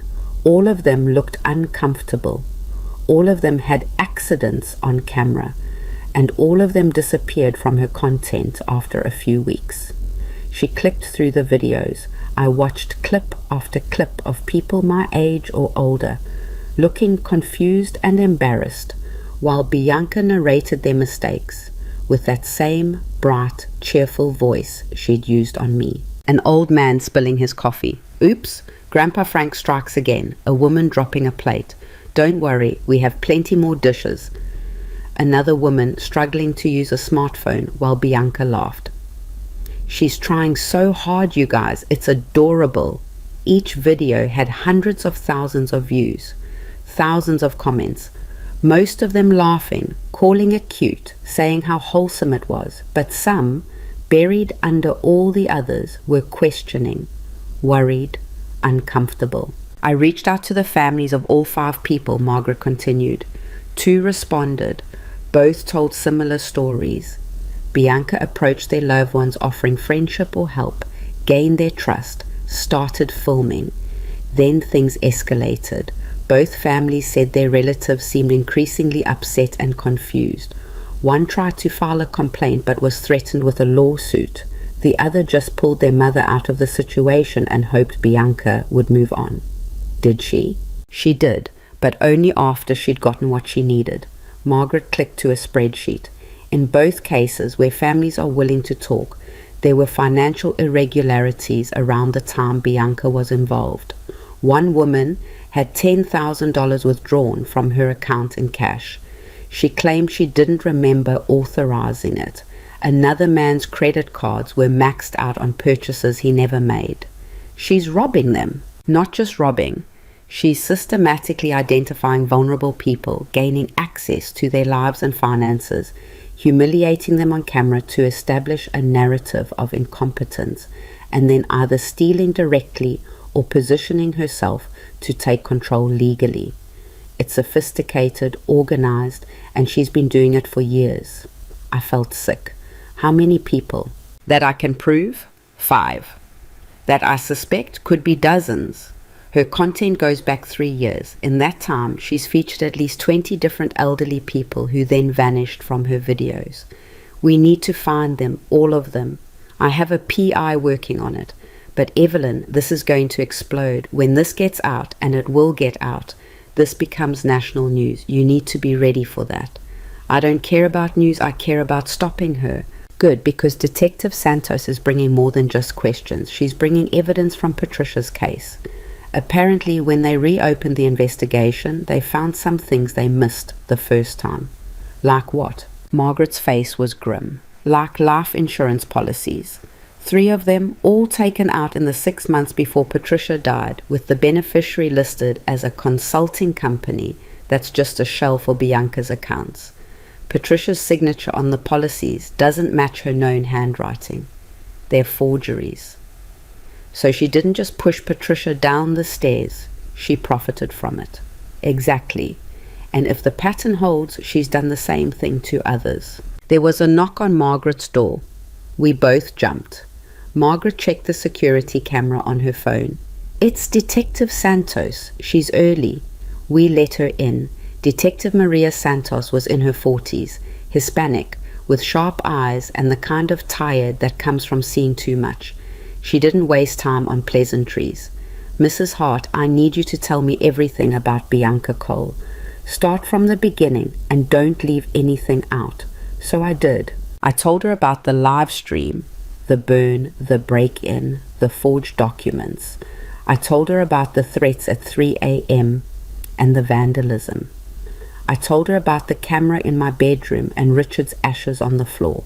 She took notes the entire time, occasionally asking questions, but mostly just listening, with that cop intensity that makes you feel like every word matters. When I finished, she sat back and rubbed her face.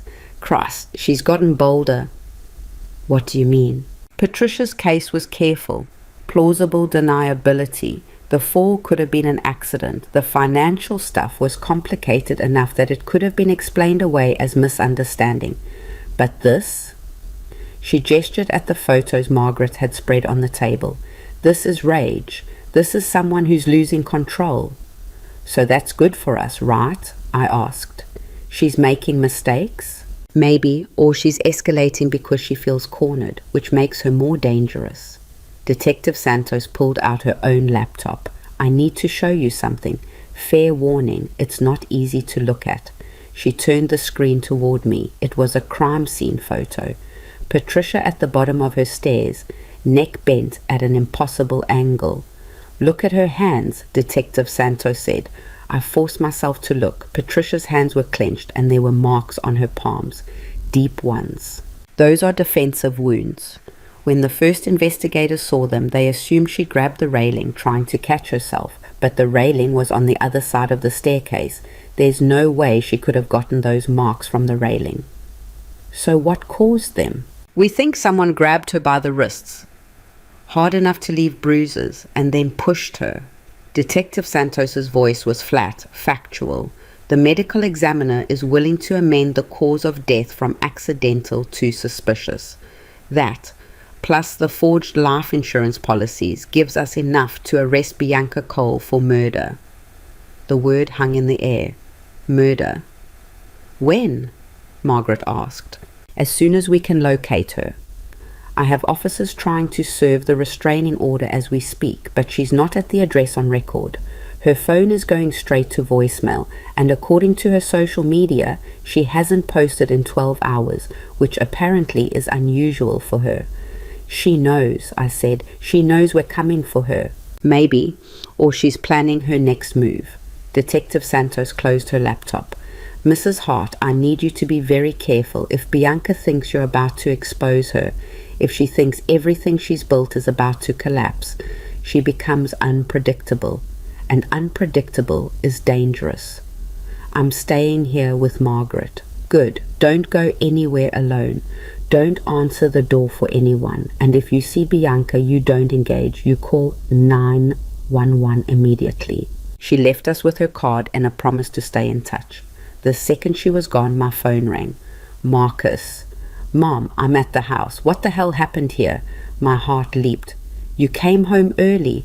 I took a red eye, got in an hour ago. Mom, the house is destroyed. There's police tape everywhere. What? Where's Bianca? I don't know. She's not answering her phone. I tried calling her this morning and it went straight to voicemail. Because she's running, I thought. Because she knows we're onto her. Marcus, listen to me. You need to go to Margaret Reeves' office. I'll meet you there. We need to talk and you need to see everything. Is this about what you said last night? Because, Mom, I've been thinking and please just come. See the evidence and then decide. Silence. Then, okay, text me the address. He hung up and I looked at Margaret. He came. Of course he did. He's your son. But I wasn't so sure. The Marcus who'd argued with me on the phone last night wasn't the Marcus I knew. That Marcus had been someone else. Someone Bianca had created. The question was whether the real Marcus was still in there somewhere, or if Bianca had already won. We met Marcus at Margaret's office an hour later. I saw him through the glass door before he saw me, and for a moment he was just my son again. Tired, confused, worried. The boy who used to bring me drawings from school and asked me to fix his broken toys because he believed I could fix anything. Then he looked up and saw me, and his expression shifted into something guarded. Mom. Marcus. We stood there in the waiting area like strangers at a funeral. Margaret cleared her throat. Let's go to the conference room. We followed her down the hall. Marcus kept his distance from me, wouldn't meet my eyes. When we sat down at the long table, he chose the chair farthest from mine. That hurt more than I expected. Margaret didn't waste time. She opened her laptop and pulled up the first video, the security footage of Bianca breaking into my house. This was taken last Tuesday at 11:47 a.m., Margaret said. Watch. We watched Bianca enter through the back door, go straight to my bedroom, photograph my documents. Marcus's face went pale. She told me you gave her a key, that you wanted her to check on things while you were at the doctor. I never gave her a key. I never asked her to check on anything, and I wasn't at the doctor that day. I was in my garden. Margaret pulled up the next item, the forged medical assessment. This document claims your mother has advanced dementia. It's dated 3 weeks ago and signed by Dr. Richard Kowalski. I called Dr. Kowalski's office yesterday. He's never heard of Evelyn Hart. His signature on this document is a forgery. Marcus took the paper, his hands shaking slightly. This doesn't make sense. Why would she? Because incompetent narratives are how she operates. Margaret clicked to the next file. This is Patricia Hendricks from Portland, featured in Bianca's videos 8 months ago. She died falling down her stairs shortly after trying to expose Bianca for financial exploitation. The death was ruled accidental. It's now being investigated as murder. She showed him the crime scene photos. Marcus looked like he might throw up. And these are 5 other elderly people who appeared in Bianca's content and then disappeared. Margaret went through each case methodically, explaining the pattern, the similarities, the escalating violence. Your wife has been systematically targeting vulnerable people for at least 3 years. She humiliates them on camera, steals their money, and when they try to fight back, she destroys them. No. Marcus stood up, knocking his chair backward. No, this is insane. Bianca wouldn't. She's not a murderer. She's not a thief. She makes lifestyle content. She helps people. She helped me right into a 2nd-degree burn, I said quietly. He turned to me, his face twisted with something between anger and desperation. That was an accident. Was it? Watch the footage again, Marcus. Watch how she positioned me, how she told me to hold the pot the wrong way, how she laughed when it spilled. She was nervous. It was her first big live stream with family. She meant every second of it. My voice was getting louder, but I couldn't stop it. She planned it just like she planned breaking into my house, just like she planned forging medical documents, just like she planned vandalizing our home and scattering your father's ashes on the floor. You don't know that she did that. Then who did? I stood up too, facing him across the table. Who else has motive? Who else has been systematically trying to make me look incompetent? Who else threatened to have me committed? She never said that. She did. At 3 a.m. yesterday morning outside my back door. She said I'd end up like Patricia. She said when they found me at the bottom of the stairs, I'd remember I chose this. Marcus's face went white. You're lying. I have video of her at my door, but not audio. You told me that on the phone. You don't actually have proof of what she said. Why would I lie about that? I don't know. He was yelling now, hands in his hair. I don't know why you're doing any of this. Maybe you're lonely. Maybe you miss Dad so much you can't stand seeing me happy. Maybe you never liked Bianca and this is just your way of what? Destroying my own house, scattering my husband's ashes, forging documents against myself. I was crying now. Couldn't help it. You think I did this to myself just to frame your wife? I think you're not well. I think grief does things to people. I think maybe you need help, and instead of accepting it, you're Marcus Cole, sit down and shut up. Margaret's voice cut through the room like a blade. We both turned to her. You want to believe your mother is crazy because that's easier than accepting you married a monster. I get it, but you don't get to stand in my office and accuse a woman who's been terrorized for weeks of doing this to herself. You don't get to gaslight your own mother because facing the truth scares you. I'm not. Yes, you are. And here's what's going to happen. You're going to sit down, look at every piece of evidence we have, and then you're going to make a choice.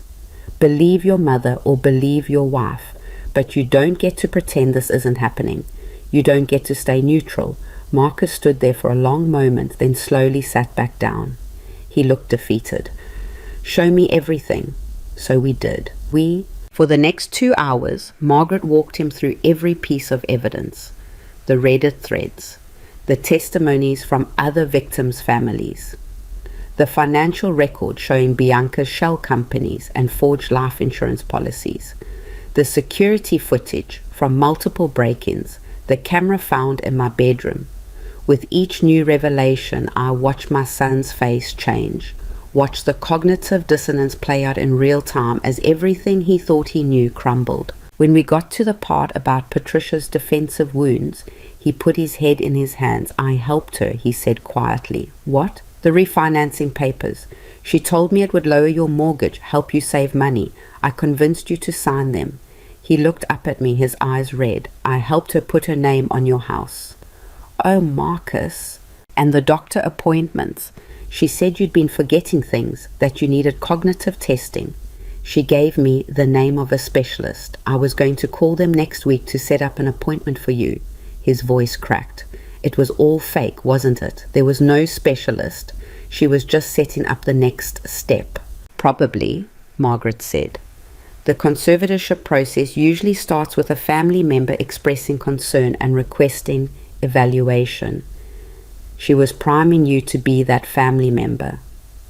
I was going to have my own mother declared incompetent. He was crying now, really crying. I was going to help her steal everything from you. I got up and moved around the table, sat down next to him, put my hand on his shoulder. "You didn't know." "I should have known. I'm your son. I should have seen. She's very good at what she does. She's been doing it for years. You're not the first person she's manipulated, and you won't be the last. Where is she?" His voice turned hard. "Where the hell is my wife?" "We don't know," Margaret said. "Police have been trying to serve her with a restraining order since yesterday. She's not at your apartment. Her phone's off and she hasn't posted on social media. She's either hiding or running." Marcus pulled out his phone and tried calling. Straight to voicemail. "Bianca, it's me. I'm with Mom. I know everything. I need you to call me back. We need to talk." He hung up. "She won't answer." "She knows," I said. "She knows we found her out." "Then what's her next move?" Marcus looked between me and Margaret. "If she knows you're onto her, if she knows I know, what does she do?" "Honestly," Margaret leaned back in her chair, "she either runs and tries to start over somewhere else with a new identity, or, I prompted, or she goes scorched earth, takes everyone down with her. If she's facing murder charges, if her entire operation is exposed, she's got nothing left to lose. People with nothing to lose are capable of anything." My phone buzzed, a text from an unknown number. "You should have stopped when you had the chance." I showed it to Margaret and Marcus. "That's her," Marcus said immediately. "That's how she texts when she's angry. Short, threatening." Margaret grabbed the phone. "Don't respond. I'm forwarding this to Detective Santos." Another text came through. "You took everything from me, so I'm going to take everything from you." Then another. "Tell Marcus to check his bank accounts." Marcus went pale and pulled up his banking app. His hands were shaking so badly he could barely type his password. No. "What?" "She drained everything. Our joint account, my savings, everything. It's all gone." He looked up at me, devastated. $73,000 just gone. "When?" Margaret asked. "Transfers started at 6 a.m. this morning. The last one was 20 minutes ago." He scrolled through the transactions. "She moved it all to an account I don't recognize. How did she?" "We both had to authorize large transfers. I never authorized this." "She probably set up automatic authorization months ago," Margaret said. "Had you signed something you didn't read carefully, added her as sole signatory without you knowing." My phone buzzed again. "The money's just the start, Evelyn. You wanted to destroy me. Watch what I do to you." "We need police here now," Margaret said, already dialing. "She's threatening." The lights went out, all of them simultaneously. The office plunged into darkness except for the pale glow of our phones. "What the hell?" Marcus stood up, knocking his chair over. Margaret was on her phone with 911. Yes, this is Margaret Reeves at 447 Oak Street. We're being threatened by a suspect in multiple felonies, and our power just cut out. We need officers here immediately. I heard something, a sound from somewhere else in the office, like a door opening. Margaret, I whispered, is anyone else here? My assistant left an hour ago. We're supposed to be alone. Another sound, footsteps, coming from the hallway. Marcus moved in front of me instinctively, and in that moment I saw the boy who used to be afraid of thunderstorms, who would climb into bed with me and Richard and insist he was protecting us from the scary noises. The footsteps stopped right outside the conference room door. The handle turned, the door opened, and Bianca walked in, backlit by emergency lighting from the hallway, looking like something out of a nightmare. "Hello, family," she said, and she was smiling. "We need to talk." She looked different. Her hair was messier, her makeup smudged. But it was her eyes that really scared me. They were empty, like whatever had been human in her had finally burned out completely. "Bianca," Marcus stepped forward. "What did you do?" "What did I do? What did I do?" She laughed high and sharp. "I built something. I created an empire. I had 300,000 people who loved me, who trusted me, who gave me everything. And your mother is destroying it." "You destroyed it yourself when you started hurting people." "Hurting people?" She looked genuinely confused. "I helped people. I gave them attention. I made them feel seen. Do you know how invisible old people are? I gave them purpose." "You gave them trauma," I said. She turned those empty eyes on me. "You should have just done what I told you, made the videos, signed the papers, let me handle things, but you had to fight back. You had to make this difficult." "Get out of my office," Margaret said. "Police are on their way." "I know. I heard you call them." Bianca pulled something from her pocket, a USB drive. "But before they get here, I thought I should show you what I have." She tossed the drive on the table. "What is that?" Marcus asked. "Insurance. 2 years of footage from cameras in your mother's house. Every room, every moment, every private thing she thought no one would ever see." My stomach dropped. "I've already uploaded copies to the cloud," Bianca continued. "If I get arrested, if anything happens to me, it all goes public. Every embarrassing moment, every time she talked to herself, every time she cried over your father, everything." "You're blackmailing her?" Marcus looked horrified. "I'm protecting myself. She wants to destroy me? Fine. But I'm taking her dignity with me." "You sick?" Marcus started toward her, but she pulled out her phone. "One button, Marcus. That's all it takes. I press send, and the footage goes to every major news outlet, every social media platform, every person in her contacts. She becomes a joke, the crazy old lady who thought she could take down a successful influencer." "Bianca, please." My voice was barely a whisper. "Don't do this."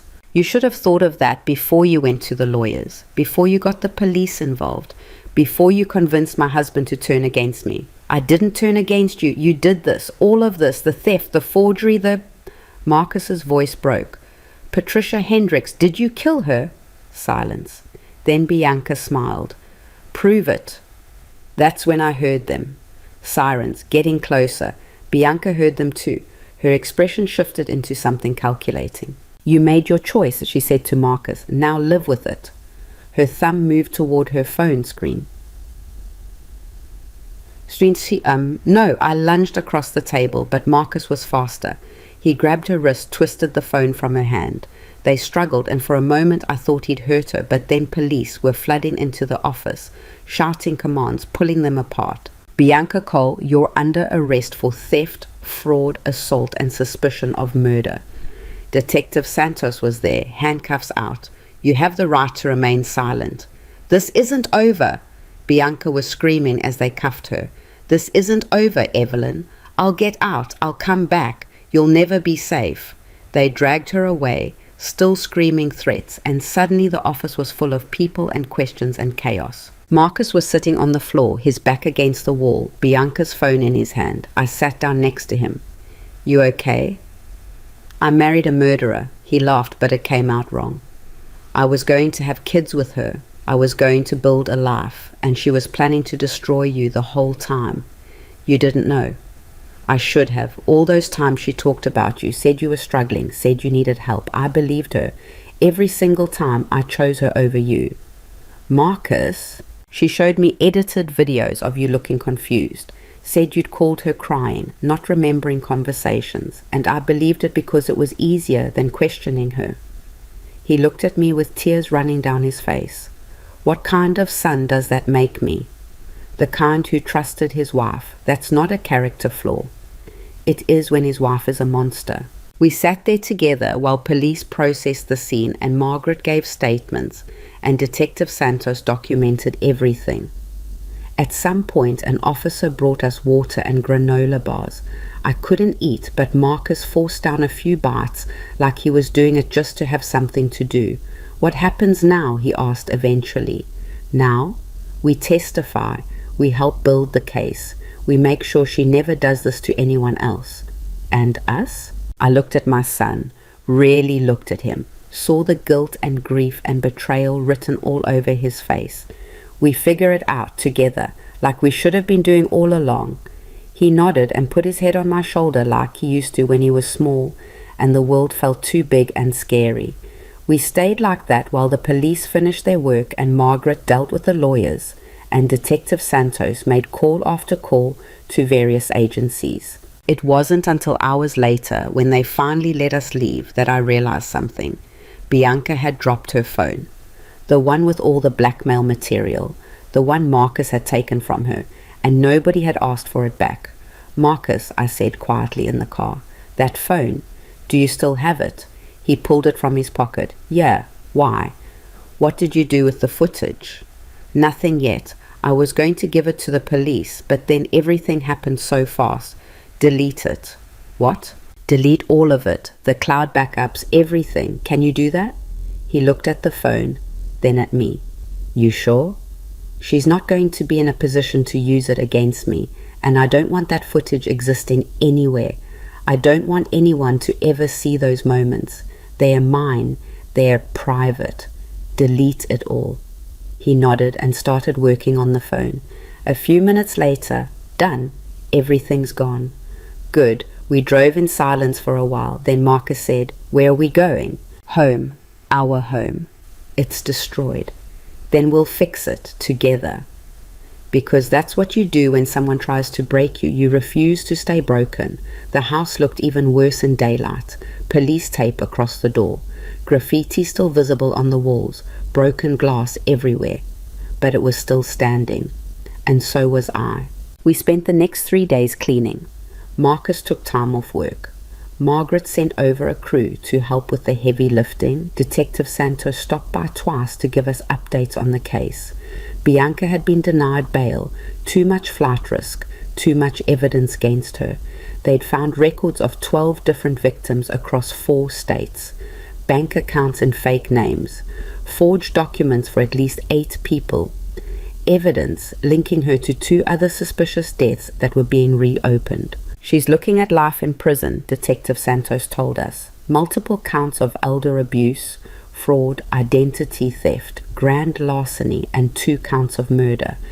The DA is pushing for maximum sentences on everything. Good, Marcus said, and he meant it. On the 4th day, while we were repainting my bedroom, my phone rang. Jennifer Matthews. Evelyn, I heard about the arrest. I can't believe, well, actually I can believe it, but I'm so glad you're okay. Thank you for everything you did, for warning me, for connecting me to the right people. I just wish I'd done it sooner. Maybe Patricia would still be alive. You can't think like that. You did what you could with what you knew. Yeah. She was quiet for a moment. Listen, I'm calling because there are other families, other victims, and they want to file a class action lawsuit against Bianca and everyone who enabled her. Her sponsors, the platforms that hosted her content, everyone. Would you be willing to join? I looked around my half-painted bedroom, looked at Marcus on a ladder, carefully covering the spray-painted words with fresh white paint.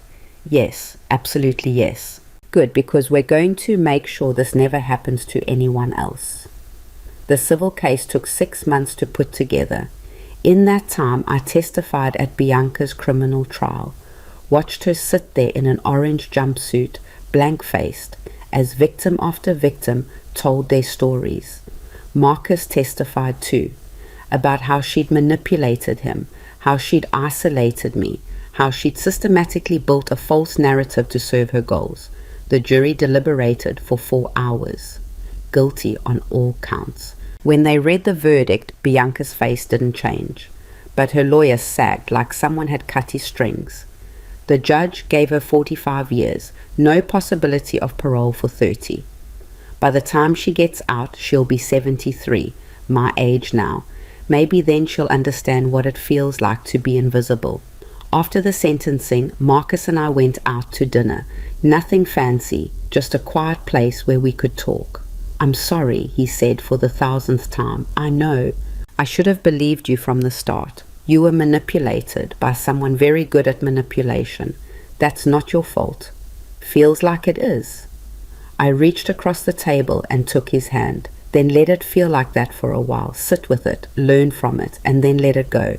He squeezed my hand. "When did you get so wise?" "When I had to be. When not being wise meant losing everything." We finished our meal and drove back to the house. My house. Not Bianca's, not Marcus's, mine. The refinancing papers had been voided once the fraud was proven, and I'd made sure Marcus's name came off the deed entirely. Not because I didn't trust him, but because I needed to know I could stand on my own. He understood. The house looked good now. Better than before, actually. We'd repainted everything, replaced the furniture, installed a better security system. I'd even started a garden in the backyard, something I'd always wanted but never had time for when Richard was alive. Therapy helped too. Dr. Chen and I worked through the trauma, the betrayal, the fear. Some days were harder than others. Some days I still jumped at unexpected sounds or checked the locks 5 times before bed, but I was healing. The civil case settled out of court. The platforms paid out millions to victims and their families. Bianca's sponsors dropped her and several issued public apologies for not vetting her content more carefully. It wasn't justice exactly. Money doesn't undo trauma. But it was something. 6 months after Bianca's sentencing, I got a letter from Patricia's niece, Jennifer. "Dear Evelyn, I wanted you to know that Patricia's death has been officially ruled a homicide. The case is closed. Because of you, because of your courage in coming forward, my aunt finally has justice. Thank you for being brave enough to fight back when it would have been easier to stay silent. You saved lives. I hope you know that." I put the letter in a frame and hung it in my kitchen, where I used to keep photos of Marcus's wedding, where Bianca used to stand and smile her empty smile. Now it's a reminder that silence protects abusers, that speaking up saves lives, that even when you're scared and alone and everyone tells you you're wrong, you have the right to fight for yourself. Marcus comes over for dinner every Sunday now. We cook together, real cooking, not performance cooking. We talk about his job, about my garden, about the future. We don't talk about Bianca much. She's in prison where she belongs, and we're here, rebuilding what she tried to destroy. Sometimes I still think about that first live stream, the moment the soup spilled and burned me and she laughed. That was the moment I should have left, should have said no, should have walked away. But I didn't know then what I know now, that boundaries aren't mean, that saying no isn't selfish, that protecting yourself isn't paranoia, that your dignity, your safety, your life, they're worth fighting for. Even when the person trying to take them is family, especially then. 1 year after Bianca's sentencing, I got a call that changed everything again. It was from a producer at a major television network. Her name was Amanda Cross, and she wanted to do a documentary about what happened. "Mrs. Hart, your story is exactly what people need to hear right now. Elder abuse is an epidemic that nobody talks about. Digital exploitation is destroying lives, and you survived it. You fought back. That matters." I'd received dozens of similar requests in the months after the trial. Morning shows, podcasts, true crime channels. I'd said no to all of them because reliving it hurt, because I wanted to move on, because some part of me still felt ashamed that I'd let it happen in the first place. I don't think so, I told Amanda. I appreciate the interest, but I'm trying to rebuild my life. I understand, but Mrs. Hart, there are thousands of people out there right now in the same situation you were in a year ago. They're being manipulated by family members, caregivers, influencers who see them as easy targets. They think they're alone. They think no one will believe them. Your story could save their lives.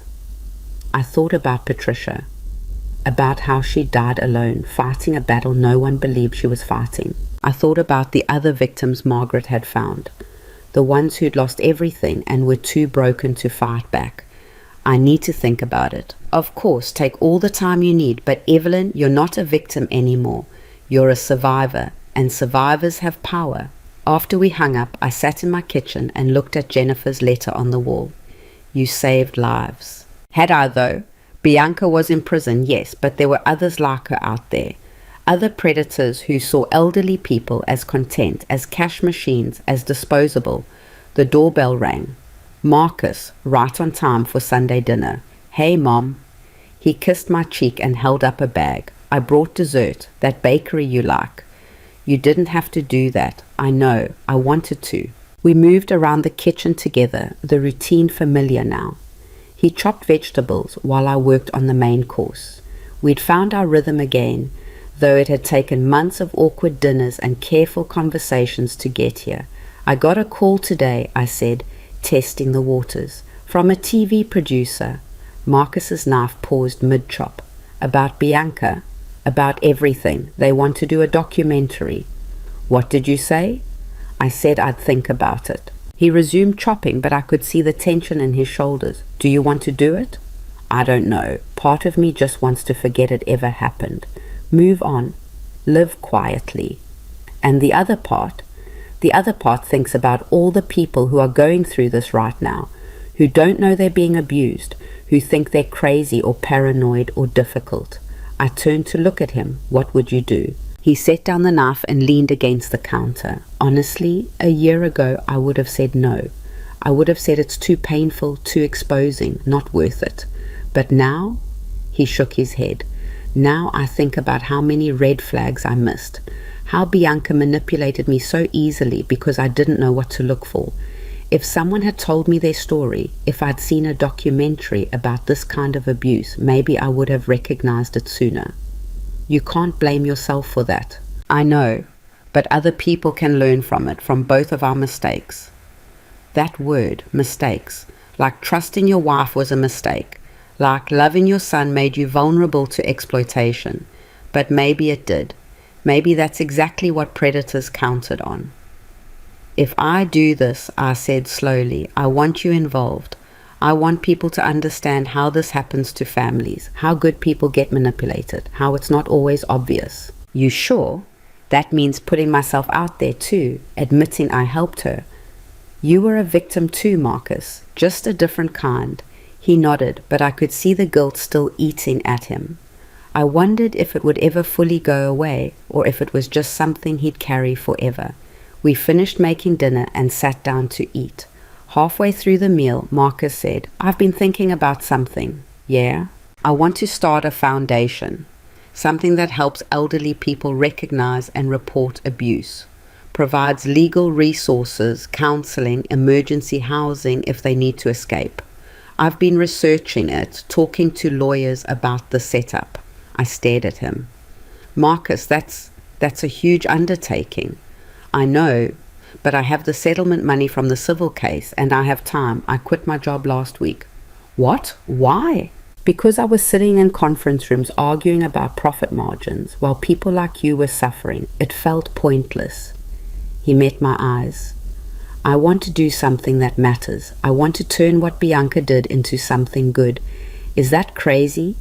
I reached across the table and took his hand. No, that's perfect. I want to name it after Dad, the Richard Hart Foundation for Elder Justice, if that's okay with you. My eyes filled with tears. He would have loved that. I know, Marcus's voice cracked. I keep thinking about how if he was still alive, none of this would have happened. He would have seen through Bianca immediately. He would have protected you. Maybe, or maybe she would have found another way in. Predators are patient. Do you ever wonder why she picked you? Like, specifically, I had wondered.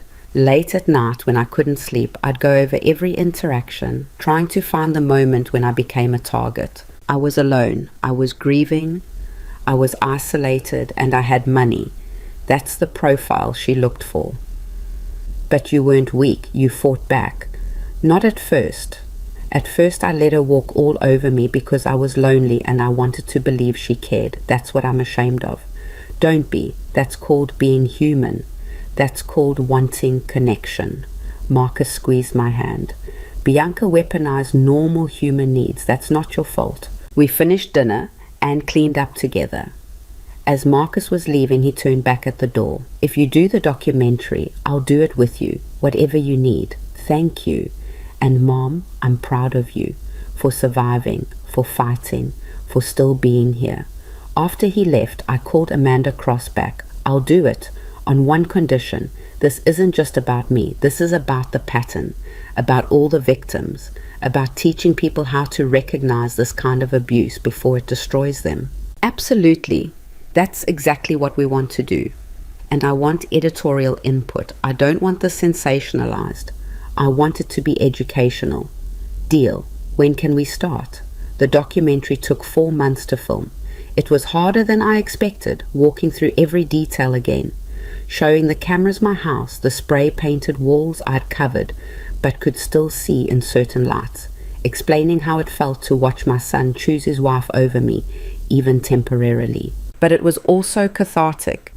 Every interview felt like releasing poison I'd been holding in. Amanda interviewed Marcus too, and watching him talk about his guilt, his manipulation, his journey to understanding, I saw my son fully grown for the first time. Not the boy who needed protecting, not the man who'd failed me, just a human being who'd made mistakes and was trying to make them right. They interviewed Detective Santos, who explained the pattern of predatory influences targeting elderly people.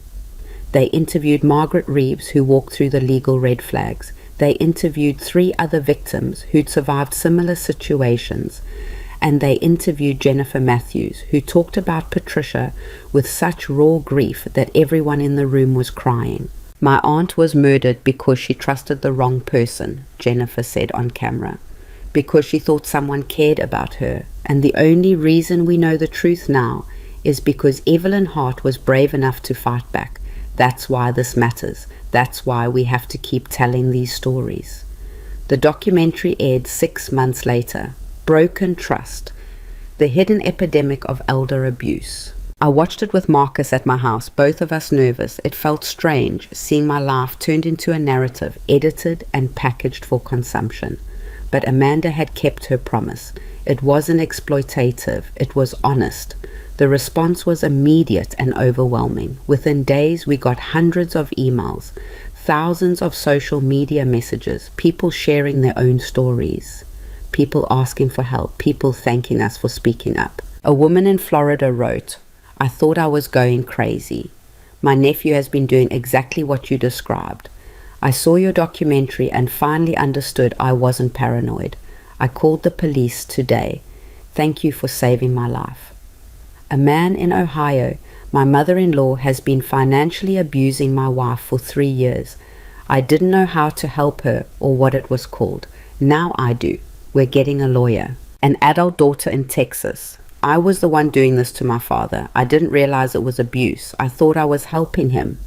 Watching your documentary made me see what I'd become. I'm getting therapy and making amends. Thank you for opening my eyes. That last one hurt to read because it meant there were people out there who genuinely didn't know they were causing harm, who thought control was love, who thought manipulation was protection. The line between helping and hurting was thinner than I'd realized. 3 months after the documentary aired, Marcus's foundation officially launched, the Richard Hart Foundation for Elder Justice. They'd already helped 27 people escape abusive situations, connected 43 others with legal resources, and started a national hotline for reporting elder abuse. I volunteered there twice a week, talking to people who were going through what I'd survived. telling them they weren't crazy, that they had rights, that fighting back was possible. It was healing in a way I hadn't expected. Every person I helped felt like justice for Patricia, for all the ones who didn't make it. On what would have been Richard's 72nd birthday, I went to the place where I'd scattered most of his ashes, the lake where we used to go fishing. I'd kept a small amount back after Bianca had destroyed the rest, and I'd put them in a new urn, simpler than the first. I sat on the dock and talked to him like he was there. I wish you could see Marcus now. He's become the man you always knew he could be, strong, principled, kind. He's helping people, Richard. He's making a real difference. The water was calm, reflecting clouds. I wish you could see me too. I'm not the same woman you left behind. I'm harder now, more suspicious. I check locks 3 times and I don't trust easily. But I'm also stronger. I fought for myself. I didn't let them break me. A fish jumped nearby, ripples spreading. I miss you every day, but I'm not drowning in it anymore. I'm living, really living, not just existing in the spaces between grief. I opened the urn and let the last of Richard's ashes scatter across the water. Thank you for the years we had. Thank you for teaching me I was worth protecting. I'll carry that with me for whatever time I have left.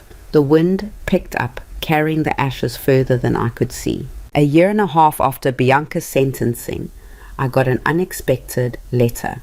It was from her. I stared at the envelope for a long time before opening it. Part of me wanted to throw it away unread, but curiosity won. The letter was handwritten, surprisingly neat. Dear Evelyn, I know you probably don't want to hear from me. You probably hate me. You have every right to. But I wanted you to know that I've been in therapy here. Court mandated at first, but I've continued it voluntarily. I'm trying to understand why I did what I did.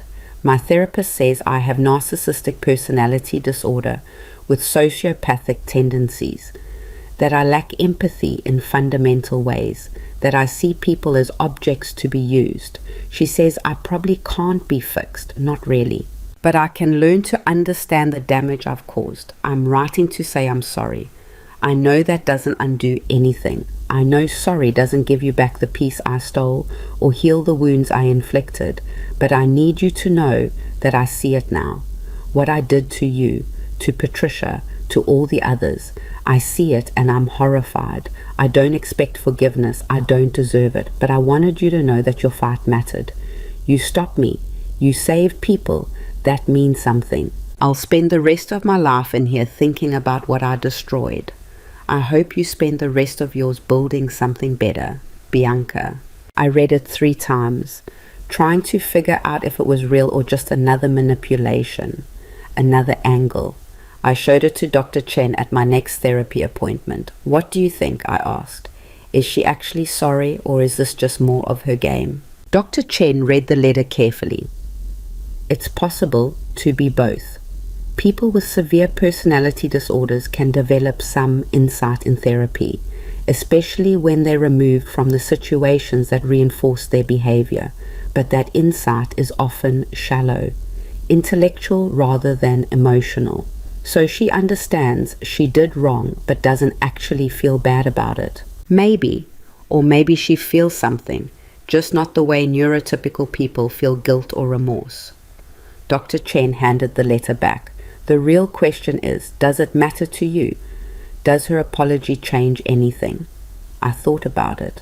No, it doesn't change what she did. It doesn't undo the trauma. It doesn't bring Patricia back. Then what do you want to do with it? Nothing. File it away. Forget about it. I folded the letter. Bianca doesn't get to matter in my life anymore. Not even as someone I hate. That's very healthy, actually. Indifference is often the final stage of healing. I wasn't sure I was indifferent, but I was moving toward it, toward a place where Bianca was just something that happened to me, not something that defined me. 2 years after everything fell apart, I hosted Thanksgiving at my house. Marcus came, of course, but also Jennifer Matthews, who'd become a real friend, Margaret Reeves and her wife, Dr. Chen and her husband, Detective Santos and her partner, 3 of the other survivors from the documentary who'd become part of my chosen family, My dining room was full of people who'd either helped save me or understood what I'd survived. People who knew my story and loved me anyway. As we sat down to eat, Marcus stood up with his wine glass. I want to make a toast. 2 years ago, my life imploded because I'd built it on a lie.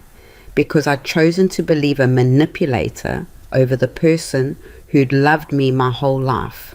I hurt the most important person in the world to me, and I didn't even realize it until almost too late. I tried to stop him. Marcus, you don't have to. Yes, I do. He looked at me with tears in his eyes. Mom, you saved yourself. You fought back when it would have been easier to give up. You exposed a predator and saved countless lives. But more than that, you taught me what real strength looks like. Not power over others, but the courage to stand up for yourself when everyone says you're wrong. He raised his glass. To Evelyn Hart, the strongest person I know. Everyone raised their glasses. To Evelyn. I was crying, couldn't help it, but they were good tears, clean tears, the kind that wash things away instead of drowning you. We ate and talked and laughed. Jennifer told stories about Patricia that had us all crying and laughing at the same time. Detective Santos shared updates on other cases the documentary had helped break open. Margaret talked about new legislation she was helping draft to protect elderly people from digital exploitation. And I sat there, surrounded by people who'd become family in the truest sense, and realized something. Bianca had tried to take everything from me, my home, my money, my dignity, my son. But in the end, I'd gained more than I'd lost. I'd gained the knowledge that I could survive, that I was stronger than I'd ever known, that speaking up mattered, that fighting back worked, that vulnerability wasn't weakness. I'd gained real friendships, forged in shared trauma and mutual understanding. I'd gained my son back, transformed into someone better than he'd been before, and I'd gained purpose. The work with the foundation, talking to survivors, educating others about the warning signs of elder abuse. It gave my life meaning that it hadn't had when I was just existing in the shadow of grief. After dinner, as people were leaving, Jennifer pulled me aside. I have something for you. She handed me a wrapped package. Inside was a photo of Patricia, not the crime scene photo or the embarrassing clips from Bianca's videos. This was Patricia laughing, vibrant, alive, the way she'd been before. I thought you should have this to remember why it mattered. I hugged her tight. Thank you. No, thank you. For finishing what she started, for making sure her death meant something. After everyone left, Marcus helped me clean up. You okay? He asked, noticing I'd gone quiet. Yeah, just thinking. About? About how strange life is. How the worst thing that ever happened to me led to some of the best things. How losing everything taught me what actually mattered, which is not money, not houses, not even safety, really. I dried the last dish and set it down. It's knowing who you are, standing up for yourself, refusing to let others define your reality. Marcus nodded. I'm still learning that part. We both are. That's the thing about trauma. It doesn't leave you the same. You can heal, you can grow, but you're changed. The trick is deciding if you're going to let that change destroy you or strengthen you. And you chose strength. I didn't have a choice. It was survive or disappear. So I survived. He hugged me then hard. I love you, Mom. I love you too. After he left, I walked through my house, the house that had been violated and destroyed and rebuilt. Every room held memories now, some terrible, some beautiful, but they were all mine. I ended up in the kitchen, standing where Bianca had stood 2 years ago when she'd burned me, when she'd laughed, when she'd started the chain of events that would ultimately destroy her and transform me.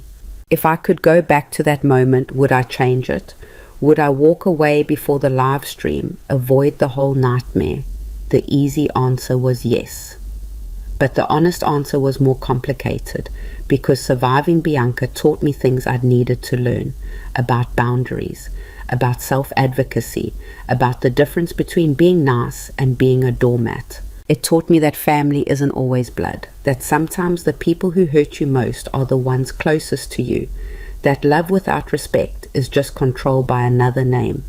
It taught me that I was capable of more than I'd ever imagined. That grief hadn't broken me. It had been making room for someone stronger. I sat down at my kitchen table with a cup of tea and opened my laptop. There were 70 new emails from people who'd seen the documentary and needed help. I read through each one, responding with resources, encouragement, validation. To a woman whose son was stealing from her, "You're not imagining this. Trust your instincts. Document everything. Call this number." To a man whose caregiver was isolating him, "Isolation is a red flag. You have the right to see other people. This is what you do next." To a daughter who was worried about her father, "Listen to him. Even if his concerns seem exaggerated, they're coming from somewhere. Investigate before dismissing." Each email was a person I might be saving, a Patricia who might survive this time. That mattered. As I closed my laptop, I noticed the framed letter from Jennifer on the wall. "You saved lives." I'd spent so long thinking of myself as a victim, as someone things happened to, someone who needed saving. But that wasn't true anymore. I was a survivor, a fighter, a person who'd looked at the worst thing that could happen and said, "Not today, not me, not anymore." And that wasn't just my story. It was the story of everyone who'd ever been underestimated, exploited, abused, and told they were too old, too weak, too damaged to fight back. We were here. We'd survived. And we weren't going to be silent about it anymore. I picked up my phone and texted Marcus. "I'm thinking about writing a book about everything. Interested in co-authoring?" His response came immediately. "Absolutely. When do we start?" "Tomorrow. We start tomorrow." Because that's how you take your life back. Not all at once, not in one dramatic moment, but day by day, choice by choice, word by word. You wake up. You face what happened. You refuse to let it destroy you. And you build something new from the wreckage. I looked out my kitchen window at the garden I'd planted, the bird feeder where cardinals and blue jays still fought over seeds, the life I'd rebuilt with my own hands. It wasn't perfect, it was scarred, but it was mine. And nobody, not Bianca, not anyone, would ever take it from me again. That night, I slept soundly for the first time in 2 years. No nightmares, no jumping at sounds, no checking the locks 5 times. Just sleep. Deep and dreamless and earned. And when I woke up the next morning, the sun was shining, the birds were singing, and I was still here, still standing, still fighting, still surviving. And that was enough.